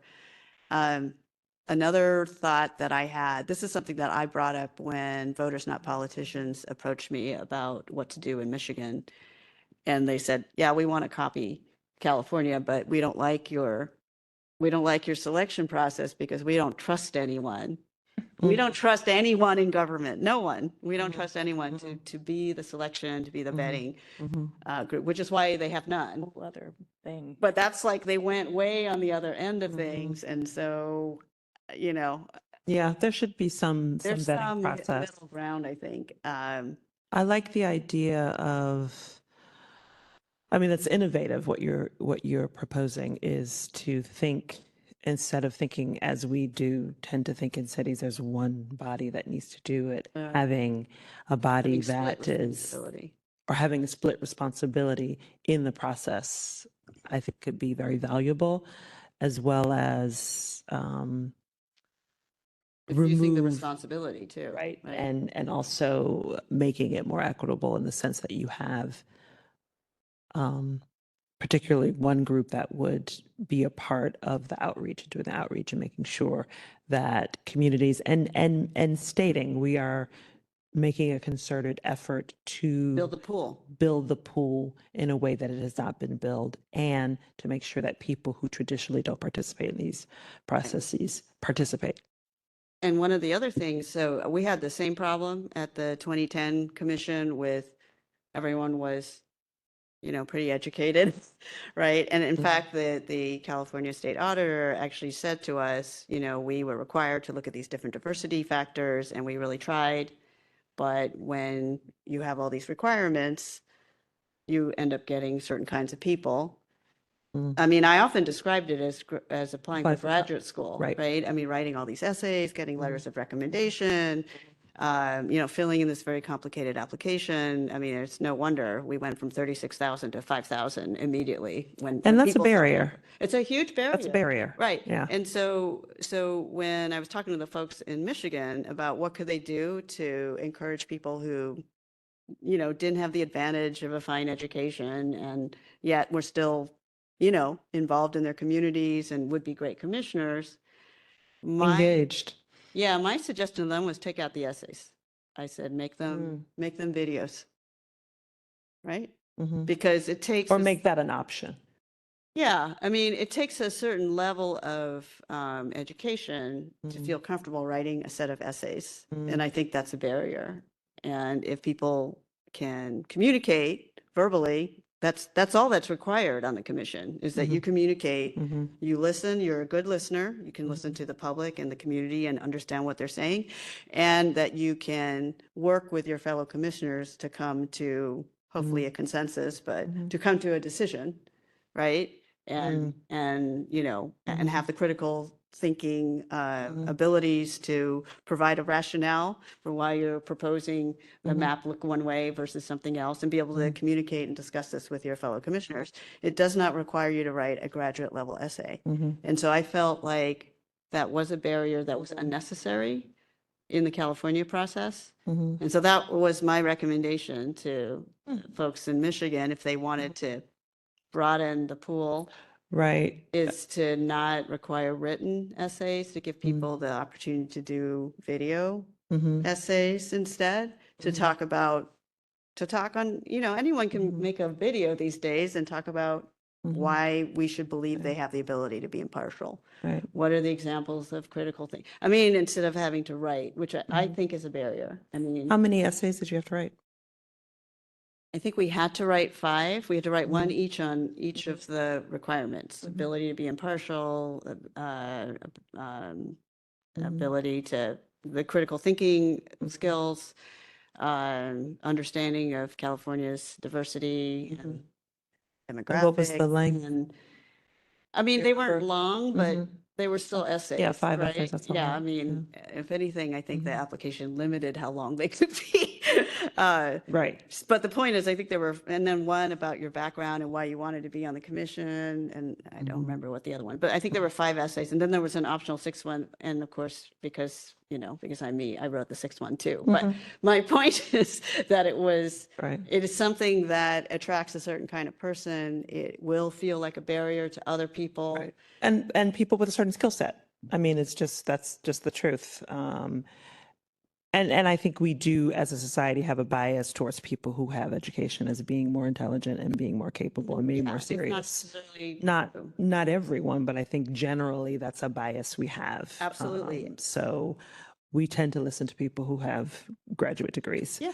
So I think the idea is great. I think I like the idea of a combination. I applied for a fellowship that I finished in April. It was a school academic year fellowship, and part of the application process was video, and that was not comfortable for me. So I thought it was because I'm much more comfortable That was the writing an barrier for essay, you. right? Writing an essay, and but Could be an option. but it was a requirement to do both, and I think it was good for me, just on a personal, to kind of get me out of the analytical part. So I think there's some value to. I do think there should be some essay. I don't think it has to be 5, but I do like the idea of video, because we are in an age of people being able to articulate and voice their opinions via video, and I think that's something that should be valued. So I definitely think that that's an idea that would be beneficial and knock down some barriers for people who may not have considered it. Well, and also her comment for Los Angeles that they are only requiring a residency, like for a certain amount of time, rather than being a voter for a certain amount of time. I think that's interesting. In San Francisco, we allow, in school board elections, right? We allow non-citizens to vote in school board elections. Not all of the members of the last redistricting task force were citizens, in fact. So that would be consistent with what we've always done in San Francisco. So I think that is absolutely something that, we should think of to broaden the pool in San Francisco. Yeah, I think we could probably spend a lot of time talking about exactly how the selection process works, but maybe when we get to recommendations, eventually there is just some component of that that suggests a way to options for if there is some sort of a talk about your critical thinking skills or whatever, that it's not necessarily essays, it's other ways to demonstrate that you have the ability to make an argument and to communicate with your fellow commissioners. That's really important. And there should, if there is that level of selection criteria, because I know there are some who don't like just the completely random, right? Because then you just don't know what skill set you're going to have. Right. So if you're selecting skills that people might have, it's the ability to communicate with other people that's really important. And you're right, like not everybody's good at doing that in writing or wants to, but they're very effective communicators. And so finding some way to get that, I think just having some kind of a statement could be useful. Just related to the selection agencies and things like that. I have had several folks suggest to me that, which I think is really fair, is that San Francisco has a partially political appointment process right now, right? If there's two of the appointing bodies are political in nature, and then one is not. But the thing that's good about that is the diversity, that it's spread out. It's not just one appointing body, and so it's just an interesting idea of having selection, multiple selection. And if you can find a trusted selection body or agency, then maybe that's not necessary, but that trust thing. And so sometimes diversity or collaboration in agencies helps with trust for people because it's not localized just to one. So it's it's an interesting thing to consider. I think some folks have made that suggestion at the state legislation as well. And so the one thing I would caution is that, I like the idea of using different agency strengths in working out this vetting and selection process. And I also am wary of making it too complicated, Right. like it's, Yeah. Well, the state process is quite. and our city is not always good at coordinating its agencies' responses and work. Doesn't mean that we shouldn't expect it, but I think we would just be careful about not making anything terribly complicated. But collaborative, sure, if there are like two agencies that could work together, that could be interesting. So, Yeah, I think I would that, like to, I'm sorry, Cynthia, I'd just like to add to Commissioner Parker's comment. I think another skill set would have to be a good listener. And really emphasizing that, because it's about listening to the community. it's about listening to the community, and it's about listening to your fellow commissioners as well. So I think that would have to be, I think that should be something that should be a recommendation along with the ability to communicate. Yeah, it's interesting. This was in the catch-all category of relevant analytical skills. And I think that when the state auditor was the one who put together the specific regulations on exactly how they were going to choose. And they were looking for analytical skills in terms of understanding data, right? Because you have to look at census data and you have to be able to interpret it and draw conclusions from it. So they were thinking of that. But then they realized when they watched us how important the teamwork piece was, and the collaboration and the ability to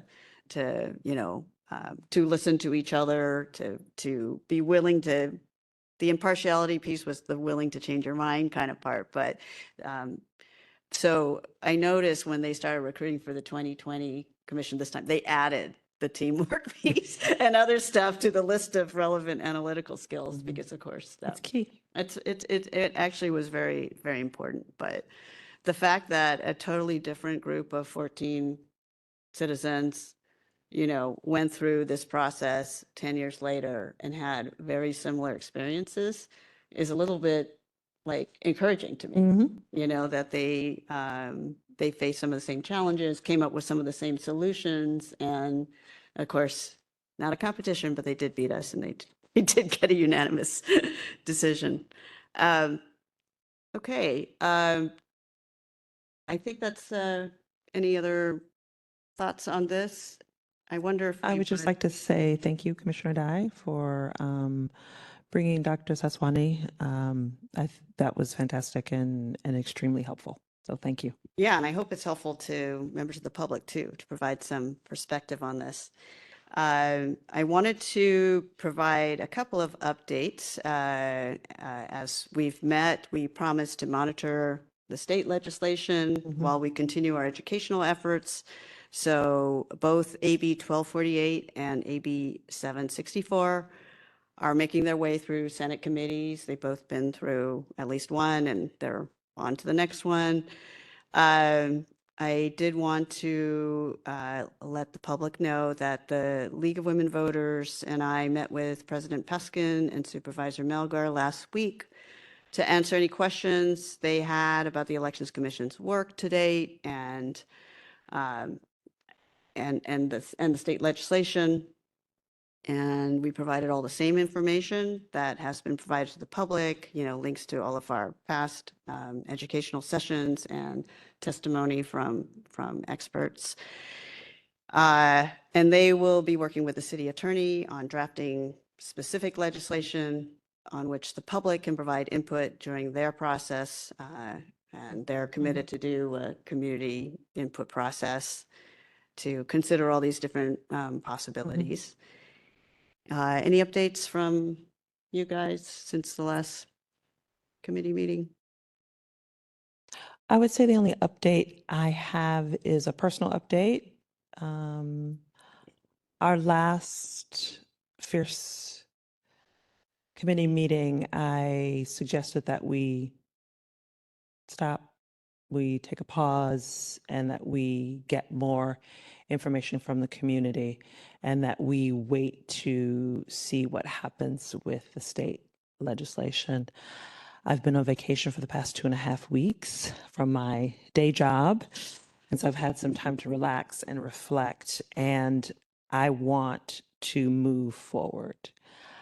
The more I think about it, the more I understand part of the reason that I had that reaction, to be completely blunt and honest, was some of the reaction that you experienced and the direct statements about you being a racist, some of the statements that we as a commission needed to garner trust after our vote to open up the process for Director Arntz. And I got a little nervous, and I realized that this is very important to fairness in elections, fairness in representation, and that it is absolutely our purview as members of this commission to make recommendations to the legislative body, the Board of Supervisors, to move forward with this. The time is now, because the current Board of Supervisors do not have a vested interest in the outcome. And that's the most important piece. And that my fears, I'll be honest, being the only Black commissioner, it's easy to insult Black people and Black women. And so I felt a little fear, but I've thought about it, and this is really important, and this is a place where we can make a difference in making sure that this city represents all communities. And I did a little history of our district elections and what happened and why we moved from district election to at large. And I think there's an agenda from other groups to kind of attack us. And I want to say to you, Commissioner Dye, that I've got your back, and I am so happy and grateful that you asked me to be a part of this process. And we'll deal with what comes. But I think we need to move and we need to make these recommendations. Ultimately, obviously, it's up to the people in how they vote. It's up to the Board of Supervisors based on our recommendations. But we need to move because time is of the essence and we don't have 10 years. That's a myth. Yeah.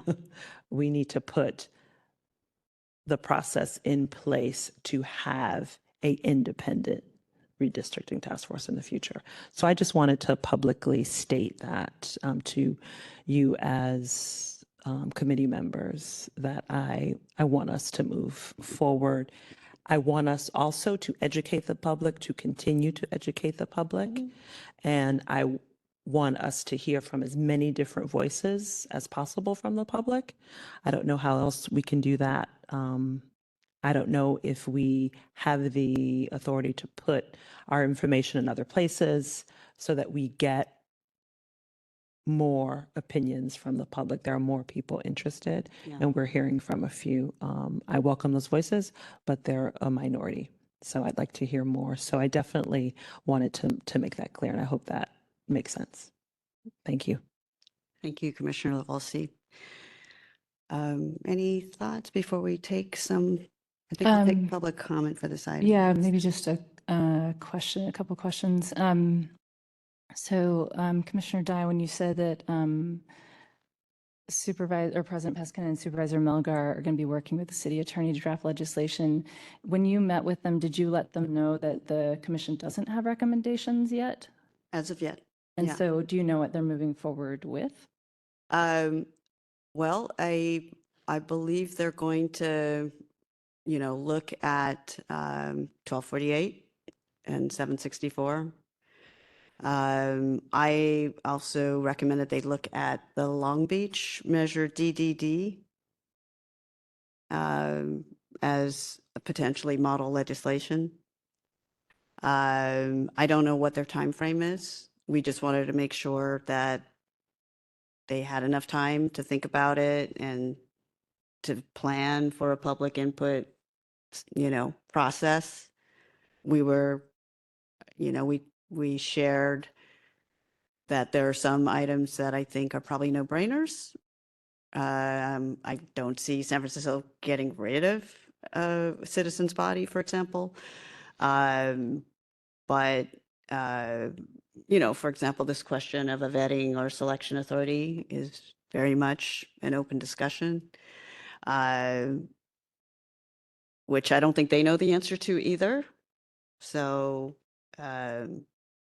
so I think that they're just kicking it off to start drafting something because they just need to get the ball rolling if they want to consider an early date in 2024 or if they want to take more time. And like I said, it's their process, right? So, but yeah, that's kind of where they left it, that they wanted to get the ball rolling and start talking to people and thinking about it. Okay, thank you. And then Commissioner LaValsey, so I just want to make sure when you were just sharing where you have arrived over these last few weeks. So you're saying you don't think we should wait until there's a result with AB 1248 before making recommendations to the board? Is Yes. that okay? And that dovetails perfectly into my question that I wanted to ask after your question, Commissioner Parker, is in your meeting, Commissioner Dye, did they say they wanted a timeline or some guidance from us or within a certain period of time? I think they would love to have guidance from us, but I think that they were very clear that they also don't Need need it. guidance from us. But it would be appreciated. Yeah, I Okay. mean, they know we've been studying this for over a year, so obviously they'd like to know if we came to any conclusions. I see. But, if the full commission, doesn't feel ready, Right. they have a schedule that they want to work with, so I think to preserve all options, they wanted to get the ball rolling. Right. I don't know what they will decide in terms of the actual timing. I think that, they wanted to be able to think about all these things, and I'm sure they'll be having a lot of discussions, and then they will have a public process that allows everyone to come and speak to them and Mhm. help them decide what is best for San Francisco. But I think, as you most eloquently said yourself, Commissioner Parker, I mean, everybody agrees that the process could use improvement. So on that, there's a lot of agreement. Mhm. So, and I think,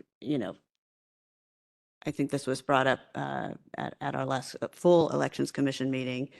The reason that we don't have as much time as we think. Mhm. For example, just to tell you what happened in California, the Voters First Act was passed by the voters in 2018, and it took multiple tries to get it on the ballot. So you can only imagine how many years good government groups had to work to actually get it to be a ballot initiative Mhm. that we as voters voted on in 2018. And then the California State Auditor was a bunch of accountants, right, was completely surprised that they were chosen as the vetting and selection authority, and all of a sudden had to learn how to do PR and an outreach process and all this other stuff, which is why I think we can think more critically about who actually is more naturally, like, has those skills that we could do better. And they took 18 months to draft the legal regulations. Mhm. And then they took another 8 months to run the selection process. Right. And then we only had 7 months to actually draw the lines. That's Right. because it took so long Right. for them to go through the bureaucratic steps of how to interpret the constitutional amendment, operationalize it, put staff in place, hire staff to do things that accountants were not naturally designed to do. And I think we have to account for the time it will take our fair city to implement anything. So anyway,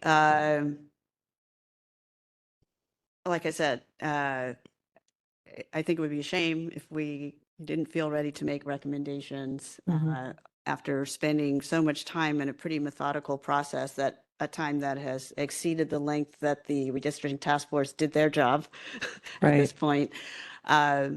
But it's also really important that people understand we are not trying to rush this. We have been taking our time. We are trying to make sure that members of the public who have not been engaged with us for the entire year have the ability to catch up. Right. That's why we are taking a pause. That's why we are working really hard to try to get the links on the website, and we at least, have it in a place that's much more available. It's very unfortunate that we had this, website platform switch in the middle of this, that it made a lot of our previous content not so available. So we want to answer any questions that members Right. of the public have, so that that they understand the rationale for this. Right.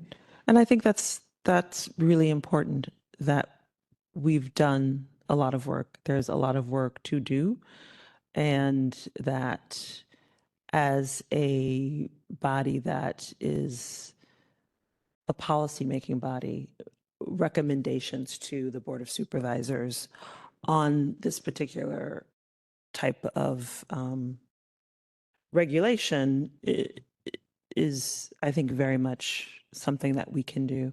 And like I said, well appreciated. They were very clear to say that they didn't need, Right. they didn't Right. need our recommendations, Right. that they also believe that there is room for a lot of improvement in the process, but that they can leverage all of the work that we have done regardless. Okay. And either way, for their own timeline reasons, they wanted to get the something ball rolling. started. Well, because, until, anyone can have a real conversation, it's not unlike redistricting. I mean, we didn't get really useful, actionable community input until we put out draft maps. Right. And then people threw tomatoes, right? And then we got very, very clear you got the line wrong, move it over one street. I mean, then we got very You got good concrete, feedback. specific feedback. And I think we've been talking about, these reforms at a conceptual level until we see what what the legislative body wants to put forth as a first draft.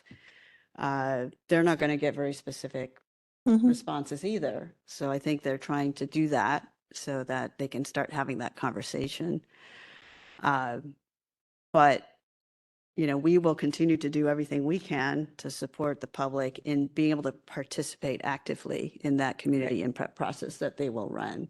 And I think that's our job, is to make sure people are informed enough and understand what's behind each of these reforms, what it's intended to accomplish, whether it has accomplished those things or not in other, in other jurisdictions, and whether it's something that they believe, therefore, would work or would not work in San Francisco.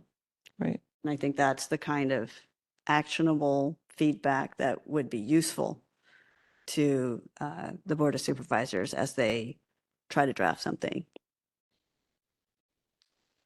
Why don't we take public comment now, and then we can talk a little bit. I know we've talked a little bit about, Commissioner Parker raised a point about publicly discussing some talking points, so that our role as an elections commission is really clear versus the Board of Supervisors, and also, why we took this on. And we've also started to get some media inquiries, so we just want to make sure we're all on the same page in terms of representing what our committee does and what the And the commission has status done. of our work and timeline that we see ahead. I think. Absolutely. And the full commission, of course, is on recess for August. We can continue to have another meeting again to bring the public up to speed, to address any questions that they have.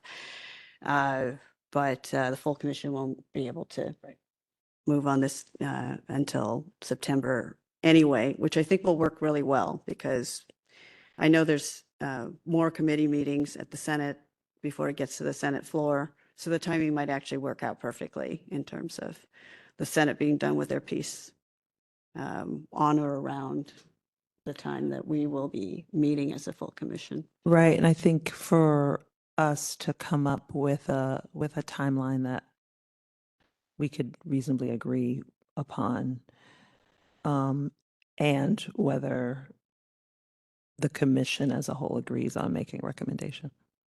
I Yeah. think that's something Yeah, I think it's going to Need dovetail to. well anyway, because I think that the Senate has to be done with their work in early September or second week of September, somewhere around then. I think it's right before our full commission meeting, so we will know how the Senate has acted. So at that point, we will know how our legislature has Well, spoken. we will know how the Senate has acted. We don't know if the governor signs or vetoes. Right, Mhm. right. And so there would be an opportunity, should the full election commission want to take action before the governor signs or doesn't sign. Okay, so why don't we take some public comment right now on this agenda item, and then we can go over some talking points after this. So with that, I have a public commenter in the room. Mr. Burrell. We would love to hear what you thought of the presentation today, and in particular, if there are specific items that you would be interested, topics that you might be interested in hearing more about in the future. Good, thank you. Let me start my timer here so I know how much time I've got. We have a timer. There we go. Thank you for having the guest from LA. A couple of things. The thing that jumped out at me is that she talked about political momentum being real. That's what her comment was. Political momentum is real. And she said that because she said, now is the time to capture that political momentum. So let's all just understand that that's why we're on the time frame that we're on. It has nothing to do with supervisors not voting on this who will be in office in 2030. There's a number of reasons why that's not a case. Can't make it right now. I've only got 3 minutes, but I'll be making that case with you, Commissioner, if you like. And another thing we hear from the chair is the argument that we have this looming imposition of the boilerplate from the 1248, how that's going to take away our flexibility to craft our own redistricting rules. And, you know, that's nonsense too, but I've got to just use the word nonsense because I only have 3 minutes here. I'd love to have a conversation with you. So if that sounds harsh, pardon me for that. But we saw today, again, that it's the political momentum, and that is short-circuiting process and people talking. We can't have a forum of me and a few other people. We're not doing that. I can't give you the kind of delivery that we had today from your guest in 3 minutes here. It's just, there's a bubble happening here, and you're not letting your bubble get penetrated, and it's hurting this community. Another note that I made, it's just interesting. We're using political momentum as a reason to urgently expedite the depoliticizing of redistricting. Now chew on that for a minute. That's what's happening here, okay? And also, finally, it was the speaker put the process that we have here in San Francisco in the same bucket as the process they have down in LA. It's far different down there. They've got 20 plus council members that each individually handpick a advisory commissioner. Each of them have a handpicked one. And so there's 20 or 20 so advisory. They draw the map, they turn it into the council, and the council kicks them out of the room, and then they draw their own boundaries. That's what happens down there. We don't have anything like that up here. We have nothing like that, yet it was conflated, and that's not fair. Thank you. Thank you, Mr. Burrell. Let me check if we have any commenters online. I see a hand. Great. Mr. Arden, go ahead. Hi, can you hear me? Yes. Wonderful. Thank you. This is Lauren Girardin with the League of Women Voters of San Francisco, with you at every meeting, as we have been for this whole process. Thank you for having what a wonderful guest. So much great best practices and lessons learned, not just at the state level, but also in Los Angeles. You know, there's so much that San Francisco can benefit from that other jurisdictions have learned. And, you know, the league has also been thinking about a multi-department selection body served by staffers at those departments. So I like how aligned we are. There are agencies that were and departments that were deeply involved in redistricting that immediately come to mind. Most of them are mentioned in the final report that the Redistricting Task Force put out there. Even if they are not a part of the vetting process or the selection process, they could certainly help with outreach, or even in just helping other departments scale their efforts, identify resources, language translation of things. A lot of things that went wrong with redistricting could be better in the selection process with the right bodies involved. And yes, you know, if you're looking at requiring people to be registered to vote, the Elections Commission decided to not require that during its process. It was part of the discussion, the recording's out there. And that is something the league supported them and supports now for various reasons. and a much longer time frame. The league, we are looking at timelines, and that myth of 10 years. Thank you for pointing out the myth. We don't have 10 years. Looking at the timeline very carefully, as we have been doing, depending on when we actually start the selection process, when the bodies have to start allocating resources and budgeting for those resources and staff people. Budgeting could need to start as early as 2027, possibly 2028, depending on when that selection process starts, and possibly earlier. There's a lot of machinations to the budgeting process that are not clear to even those of us who watch the process from outside. And that's just 4 or 5 years from now. That's hardly a lot of time for legislation to get passed by voters, and then, as has been discussed, for all of the planning to start happening in the departments that will have to take on this glorious task of finding our next independent redistricting commission members. And if anyone has any questions about anything that the league has said online or here, we have an email address. We welcome questions. The email address is redistricting@lwvsf.org. You can also find that on our website. We are volunteers, so it may take us some time to answer questions. We wouldn't want to take any of the task force's time answering questions that people have of us during your meeting. Thank you so much. Thank you, Mr. Arden. All right. And is there anyone else? I do not see any other hands. So I'm going to close public comment for this item, but we, fellow commissioners, can continue to discuss a couple of common talking points on how we talk about this item. I have thought about this a little bit, and I thought it might be easiest if let me propose a structure and see what you guys think. That we do what, why, who, how, when, and why now set of points, and have 1 or 2 points under each one.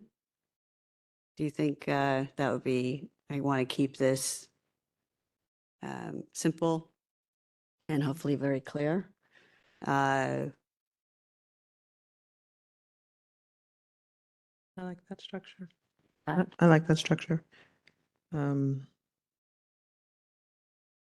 I let's think it start. would answer most questions. Yeah, that's what I was thinking, is like have enough talking points that it would cover most questions that the public or the media might have. So for what we're talking about, best practice structural and process improvements Best practices for independent or independent redistricting. Yeah. Capture that.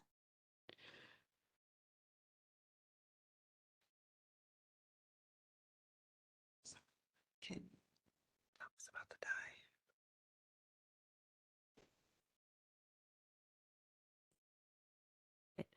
die. And I think we may want to be specific on what the improvements are intended to do. I think it'd be useful to mention that we want future redistricting task forces to have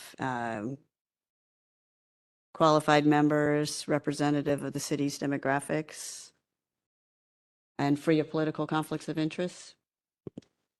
That something we feel comfortable? I mean, in broad strokes, I think so. I think that there's my understanding of this process from the beginning has been, I mean, it's laid out in the plan, right? And the way that you introduced it even at the beginning of this meeting, is sort of succinct, is that our job as a committee is to determine recommendations for improving the redistricting process, which there's some implied, independence to that. for San Francisco and bring those to the full Elections Commission, who will vote on recommendations to refer to the Board of Supervisors. And like, that's sort of the simpleness of it. So I would say probably somewhat simple, because we could start to get into what are actually recommendations on the components of Right. redistricting. Fair.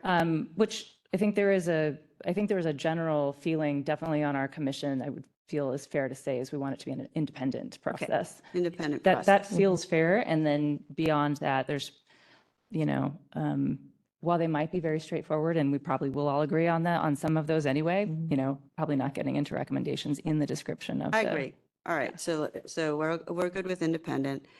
And then if we move on to why, I felt there are a couple things that are important to say. One is to acknowledge that San Francisco was a pioneer. I mean, San Francisco was 10 years ahead of the state in establishing a citizens body, but it doesn't adhere to most of the established best practices. And that I think Commissioner Parker was very eloquent at the last Elections Commission meeting to talk about that it is part of our mandate to That's ensure right. free, fair, and functional elections. Can I make a recommendation? Mhm. I think to Commissioner Parker's point, I think maybe staying in that lane. And I hear and agree in many ways that, you know, San Francisco being the city that we are, innovative, but I don't think that that should be a part of these talking points. I think it should be along the lines of it's part of our purview to ensure fair and free elections. We can take out the, Yeah. I like the historical context because I want to acknowledge the fact that San Francisco is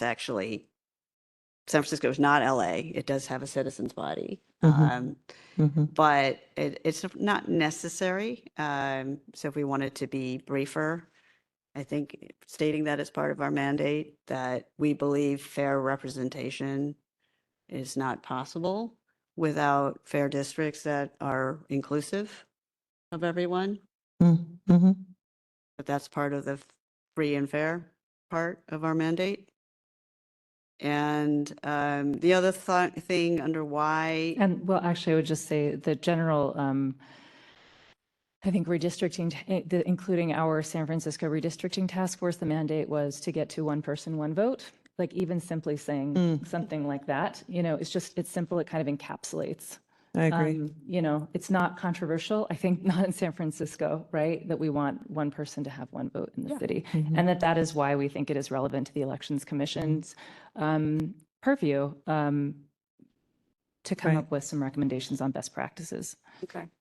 Do you feel like it's necessary to note that this initiative was conceived in response to public concerns about the redistricting task force a year ago, or not necessary? In our talking points?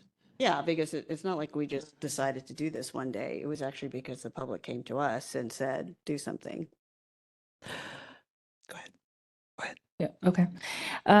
Well, so here's some thinking that I had when I requested us to talk about this. This item was, we do have the redistricting plan document that does give it a lot of context. It does. And so I don't know that we necessarily need to repeat that. I think that what might be most helpful is that I get calls and emails regularly saying, where are you on the, what are you doing? And what are your, you know, when? right. And so they're Right. asking. We don't have to repeat. And so we have the context there. And so in my mind, these talking points are a little bit more about what we started with is that, you know, this like we see our role as determining recommendations for improving the redistricting process, the independent redistricting process in San Francisco, and bringing that to full Elections Commission, who will then bring it to the Board of Supervisors, or recommend that to the Board of Supervisors. And, you know, that we believe in our purview because free, fair, functional elections, that sort of thing. But then getting to and also actually within that, I think clarifying, we said what our role is, maybe also, once again, stating what we do not think our role is, because people, I still get questions on that. People think that we are writing the legislation and we are writing a charter amendment, and we are not. And we need to make that very clear that that is not what we see our job is. And that once it's handed off, it is no longer on our plate. We do not want to, we cannot, all of those things. That feels good to clarify. So I thought that would go under who. I was because then just we gonna could say the that. roles. And so Got it. So what I was going to suggest is something like the Elections Commission has a forum to discuss and recommend appropriate reforms to our legislative body, the Board of Supervisors, and will continue to inform the public so they can meaningfully participate in shaping any final reforms. That's what we see our role is. And then we can say the San Francisco Elections Commission is not a legislative body, right? What we are not. And is making recommendations to the legislative body, And or would like to make recommendations. is limited to making these recommendations. We're going to do some wordsmithing after this. I will try to capture all of this, and then we can wordsmith it. But so that's under who. So we got what, why, and who now, and then how. I would propose that we say, because the redistricting task force was created by charter amendment, any changes must also be made by amending the charter, because some members of the public have made comments asking, why are we pushing a charter amendment? Well, it's because there's no choice. It's in the charter. So the only way to change it is to amend the charter. So just to be clear that it has to be through the charter amendment process. There's no other way to deal with it because it's already in the charter. Right. I would just be clear and keep it succinct Yeah. to that. And then also under how, a majority of the board, and some of this is also in the project plan, so help me make it shorter. A majority of the Board of Supervisors can refer a charter amendment to the ballot for approval by voters. And then this is something that was we don't need the second sentence if you feel like it's covered in the project plan, that the Elections Commission chose this route because the Board of Supervisors is better resourced to run a public input process, say, as opposed to mayoral referral or because they're the legislative body. or we don't need to say anything about it. I just threw that in there because there are multiple paths for a charter amendment, and I don't think we need that level of detail. I don't know what you think, Commissioner Parker. I think that it's in the plan already. it is in the plan. So I think we maybe I just pulled it don't out. need Need to that. repeat it. Okay. But along with the how, something that I was wondering maybe could just be, again, a succinct sentence, just saying that we have been and will continue to identify best practices from those who have been close to and impacted by past redistricting efforts, as well as from field experts. Like how are we getting to those recommendations? Just a sentence. And could also say, I had written in my thoughts to share was, and members of the public, elected officials, and colleagues can review those past presentations by going to the hyperlinks in the plan. Right. And there's a hyperlink, and just go there. That way we're not being repetitive in these points. Good idea. To seek, And have excuse me, Commissioner Parker, just want to be clear, and have the hyperlink to the plan in that statement, in our talking points. Okay, correct. could you repeat it, Ken? We will continue to seek. Sure. I typed it out. I can also send it to you. We have been and will continue to identify best practices from those who have been close to and impacted by past redistricting efforts, meaning task forces and Perfect. community, Yeah. as well as from field experts. All members of the public, elected officials, and colleagues may review past presentations on this topic via hyperlinks in this document, which we would hyperlink Okay. to the latest plan. Great. You will email that to me. Fabulous. Okay. So that's 3 points under how. And then when, just to be super clear, the charter can be amended as early as 2024. And then I thought we could add, if passed, AB 1248 would require elimination of San Francisco's political appointment process by January 1st, 2030. So that's the bound. Do we want to, because that legislation is going through its process, and we don't know what the outcome is going to be, I'm not sure. I said if passed. Okay. If passed and signed. I don't know. I wanted, Sorry. we could add another bullet on the when. I'm just trying to think the of, status of it, right? trying to think of. Well, We'll have to update. I have a couple of thoughts, but what I do think is important to say is the timing of a ballot measure related to this is up to the Board of Supervisors, Very good, not us. right? And making that clear, but and I'm wondering also if you were thinking, Chair Dai, that like I think there are some other when in timeline things that people want to know about, not just when something will go to the BART but I can't even speak anymore, to the ballot. Yeah. But there's other moments in our process people want to know about. Yeah. Well, we I think talked part about of our, the timeline was actually a little confusing. And, you know, we had tried to put a timeline together, which again was just a proposed timeline because it's up to the Board of Supervisors, but it at least tried to indicate some steps, like that drafting has to happen first and that the board has, should we add some? well, steps are different from a timeline or when. Yeah, because there is So, how a bill becomes law kind of document from the Board of Supervisors that we can link to, but again, that's the board's process, not ours, so I don't know that it's our responsibility to do that.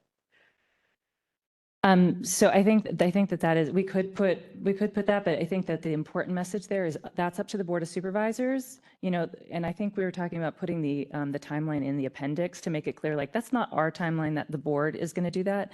But to go back to what our committee's job is, that is to come up with recommendations. So I think that should be part of the when is our job is the recommendations. Right. It's not the getting it to the ballot. Our job is the recommendations. Right. And so maybe that's a thing we need to focus on here in the when. Yeah. when should be our recommendations, and are we, I'm not sure we're able Well, to. I'm not sure we're able to answer Right. that right now, but I agree we should answer it at some point, but let me just But I put a think note here. also we should, to Commissioner Parker's point, narrowly tailor that to our recommendations. Yeah, Will be whenever, whenever we feel ready to vote on it. Well, but but we I think can- sorry. Oh, go ahead. I think we need to be specific because I think that that's really important for the public. And since these are talking points to the public, we need to be specific about when we think that might be, or say that we don't know, but we will have a timeline or a time for our recommendations. Yeah, maybe we can shoot to answer that question at the next meeting because I think that, We can, or we can, do you mind if I share my thinking about these next couple months? I might be in the minority here at this point, but when I'm thinking about the timeline of our work, to me, there's a bit of we heard from the public and we wanted to slow down the process to include more voices. We're realizing some people are just joining the process. They didn't know it was started a year ago. So that is happening to educate folks and us in that so that we can make responsible recommendations. And then also, you know, in my opinion, we do wait to make recommendations until after AB 1248. And the reason why, I think that there are lots of things that I support in that bill and that we likely all support in that bill. And the reality is the bill passage or not passing has direct implications on San Francisco, and it seems impossible to know. I mean, they're slightly separate, like recommendations can exist regardless of state legislation. I recognize that. And if it passes, let's just say it's amended in another Senate committee and then it passes, then we'll see that. But we have to see what the governor does. And if it does pass, we understand from the city attorney's analysis that it will have implications on San Francisco. And so what would go to the ballot and what we might recommend exactly to the ballot is just, it's going to be different depending on what happens with that bill. I mean, we could make recommendations, but we'll probably have to, we might at least, maybe not have to, but might have to change them. And so in my mind, it makes a lot of sense to continue developing our recommendations on individual components of redistricting reform, be working on that parallel so that when we get to the moment when we know what's going to happen with 1248, we can say, and hey, you know, most of these are in there and it's passed. And so we might recommend that you amend the city charter to be compliant so that we don't have to exactly follow 1248, but it's mostly there. And then we'd like to suggest this one change. Or or whatever, but it is, so in my mind, we're not making recommendations to the commission and therefore to the Board of Supervisors until there is a determination on AB 1248. And that in the meantime, in late March, or I'm sorry, March, I don't even know what month we're in.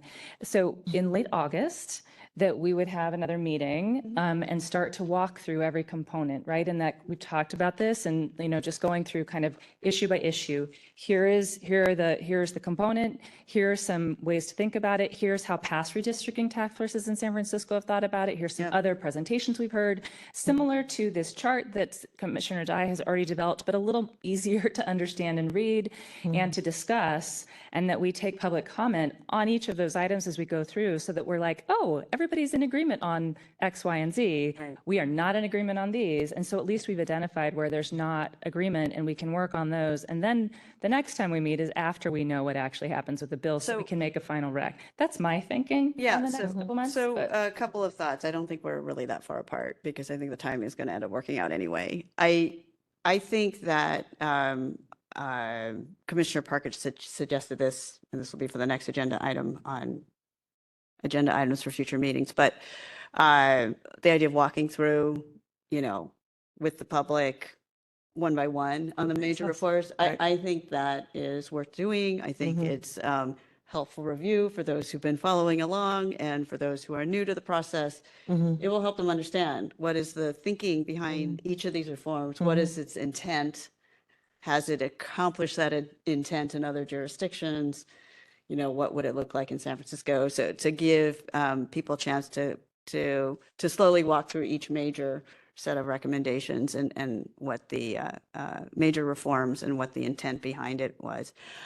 I think the only slight difference I might have with Commissioner Parker is I don't feel like we need to have a comprehensive list of recommendations. I think it may be possible for us to agree on kind of the no-brainer ones, and in probably this next meeting, be able to identify those.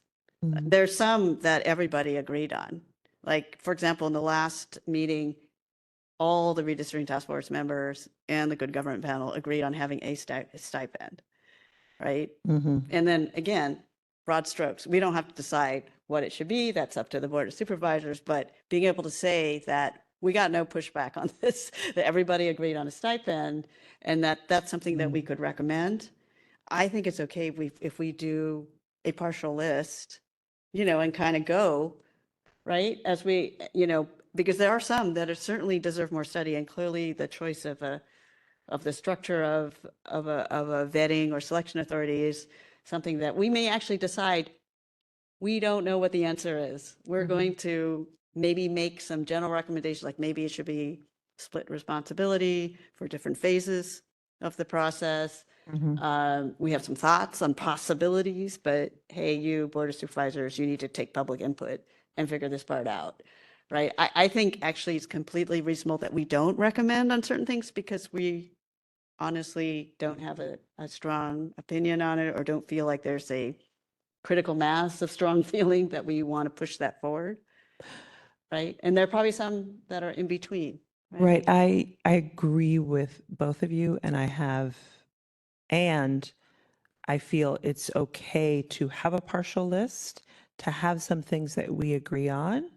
And I understand, Commissioner Parker, your idea of things could change based on the results of AB 1248 and AB 764.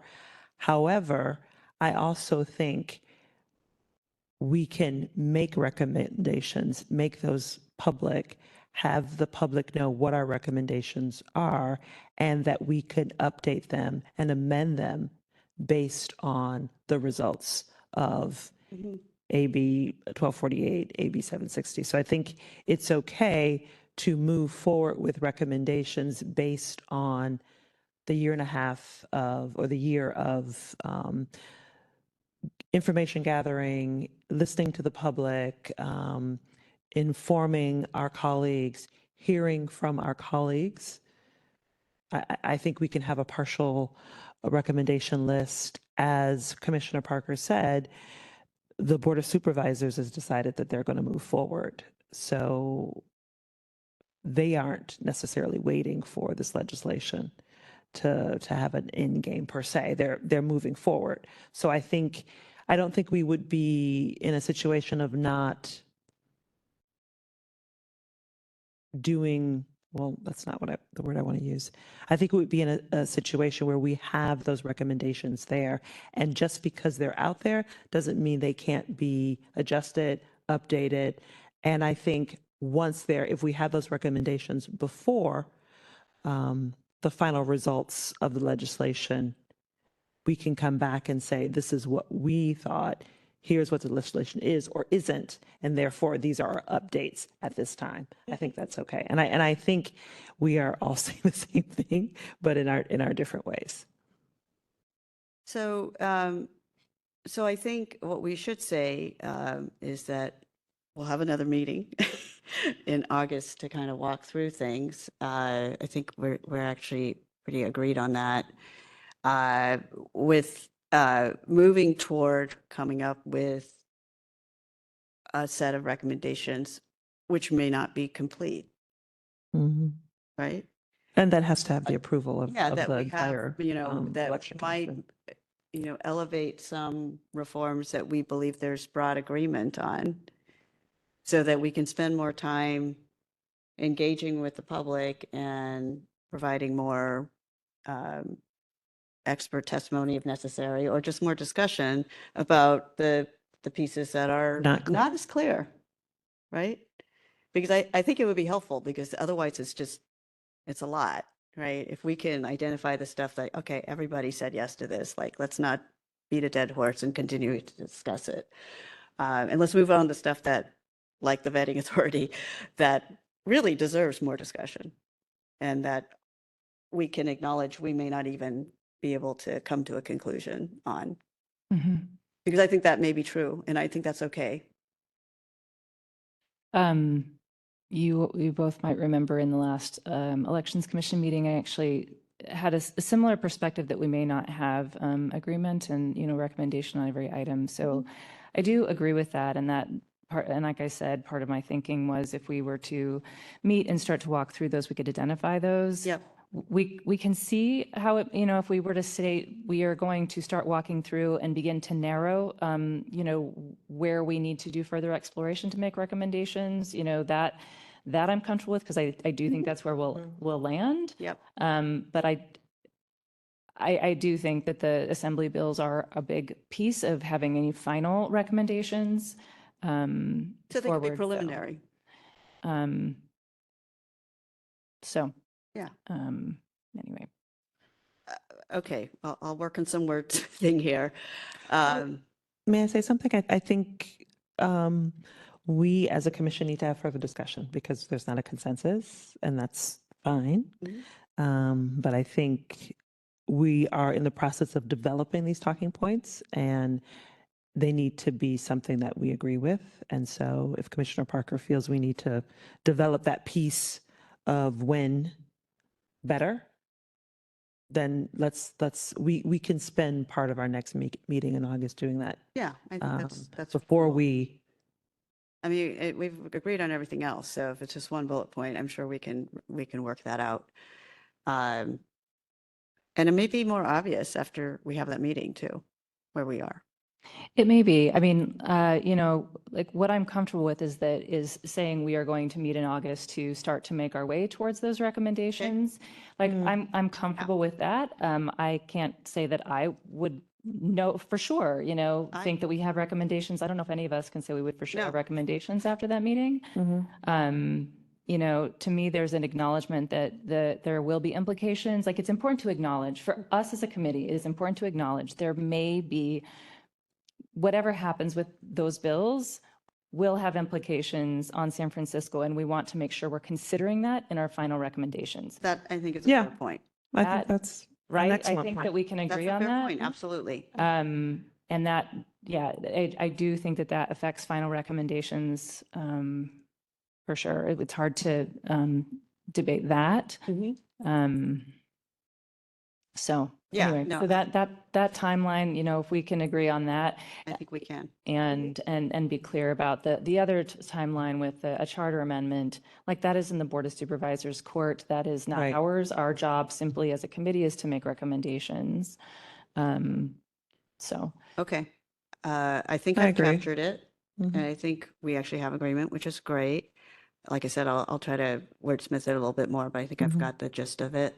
I will say that most of the amendments that I've seen are lately have been minor tweaks on timing and changing the size of the jurisdiction that would fall under it, none of which affect San Francisco.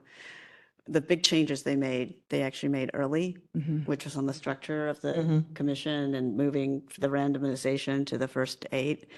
So I haven't seen any really substantive amendments that would affect us, at least that I've seen. Obviously, that could change. Okay, and then the last one I thought would be why now?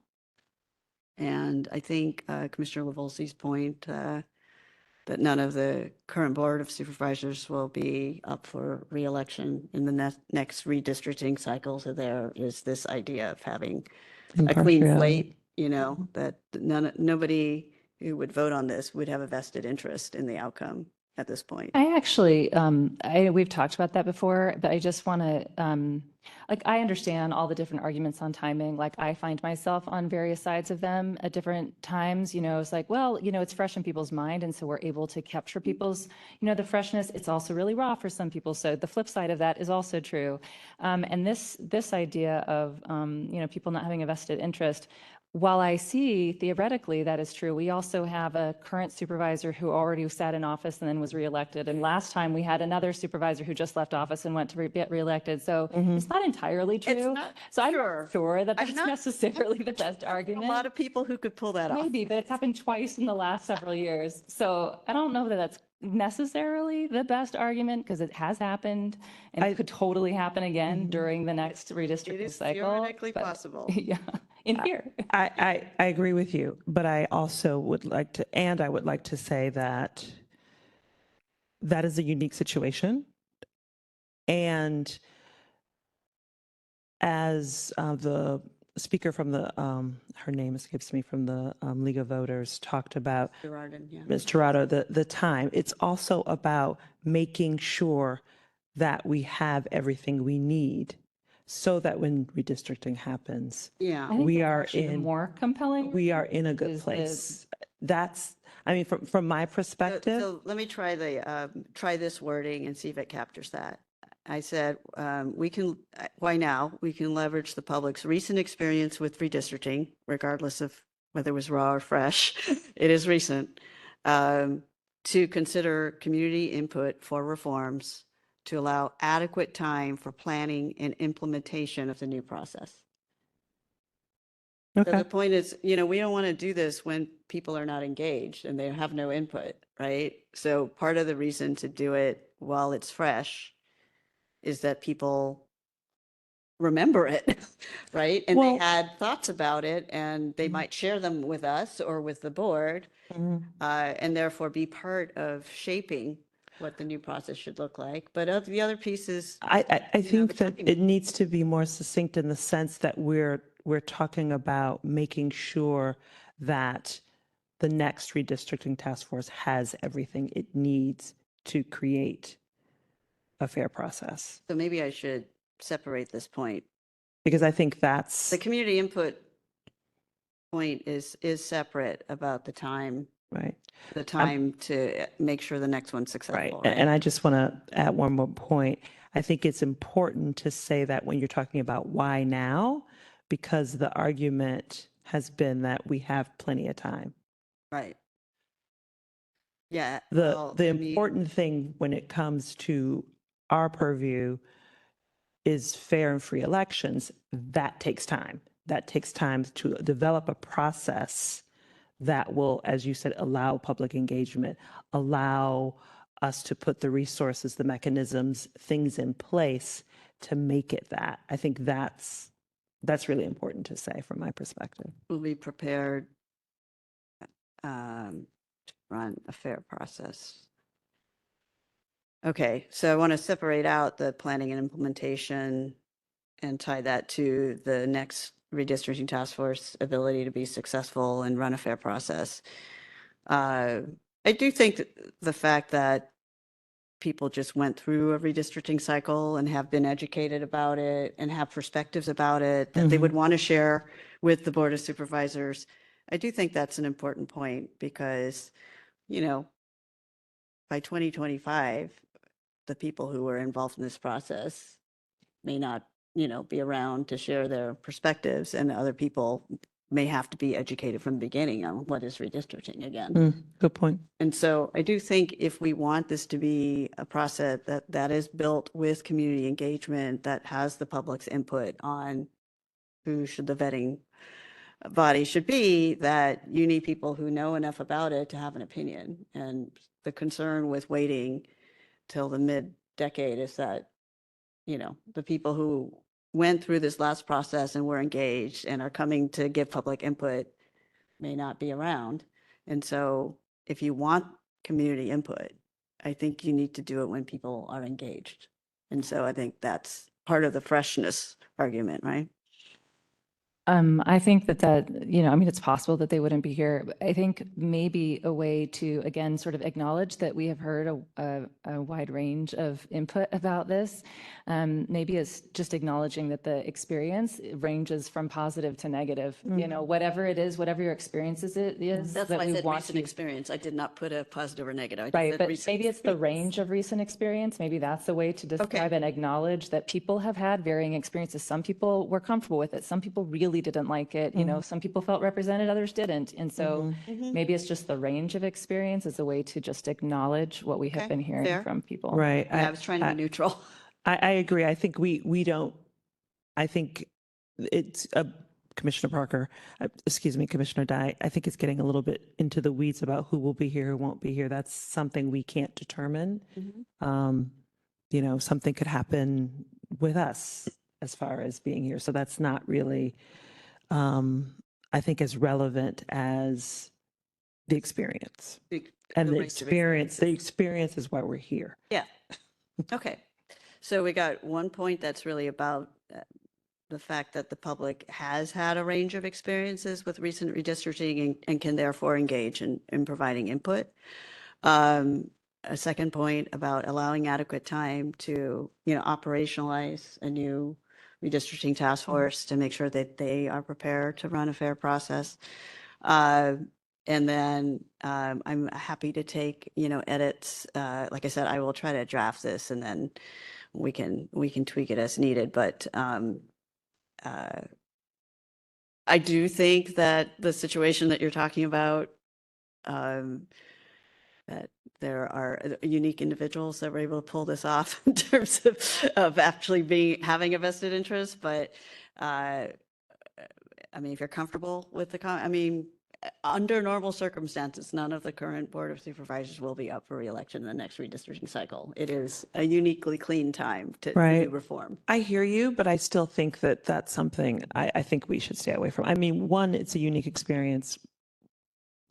I just don't think it's as compelling or as relevant as we want to make sure we have this in place and that we take the time to do it in the most effective way. I hear you, both, but I just don't think we need to go down that road because it's very clear who we're talking about, and I think we need to stay away from that.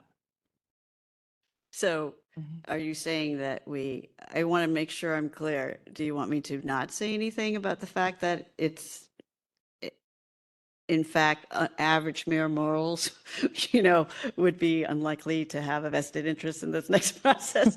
Or, To be honest, Commissioner Dye, people, that is something that the League of Women Voters has shared on their website. They'll see that in other places. Okay. And if we want to focus on, what we've been saying in this, and so if we stay true to this, is we want a good process. Right. Okay. And so maybe it's leaning into the process, knowing that if people are interested in this, they're going to find that that case in other places, and we want to focus on process. Okay, that's fine. So let's go ahead and not bring that up. We will let other voices talk about that, but that is I hear you. Other people have made that argument. I totally get it. And at first I was like, yeah, no, totally. And then I'm like, wait a minute. This is like a much greater than zero chance in this city. It's just is. So, Okay. You know, All right, I live great. in that district, so. So if you guys are comfortable, I will attempt to clean this up a little bit. I've been taking notes for the whole thing. If you want to send me the couple of notes that you have, I'll try to make this succinct, and then we Perfect. move forward on it. If I can just make one more comment, when I was thinking about this, I thought, well, maybe it would be good to sort of formalize and vote on what these talking points are. They're not finalized and detailed, so maybe that is not really where we are. But I do hope that we can. What my hope is that we have heard, and I think all of us are taking notes on the core of what these are, and that we agree that when we are speaking on behalf of the committee and the commission, this is what we are saying. Yes. If we have a personal opinion, we need to disclose that it is a personal opinion and that Yeah. is not the representation. of the Absolutely. committee's work. Absolutely. I And I agree. think we need to be really clear with each other about that. And I just want to make sure when we do the minutes that like this is reflected, it's in the minutes, that Yep. we're just agreeing to do that as part of we're going to, that trust building thing and transparency that Absolutely. we're trying to do with the public. We have had this discussion. We all have, agreed on And it. We've and- agreed to edits. I think it's a Right. reasonable. And I think we come back in our next meeting with the final version and go over it and make sure we agree. If you're comfortable with it, I'm happy to do a draft. We'll post it. We'll discuss it at the next meeting and do any additional tweaking. Sure. And if there seem to be significant tweaks ahead of that, if you send it to us, we can always post our tweaks to Right. the, Yeah. you know, absolutely. so that there's not a version that sits out there for, that doesn't feel representative. So. Okay, great. Well, with that, and we've already taken public comment, let me bring this item to a close. And Take public comment on this or no?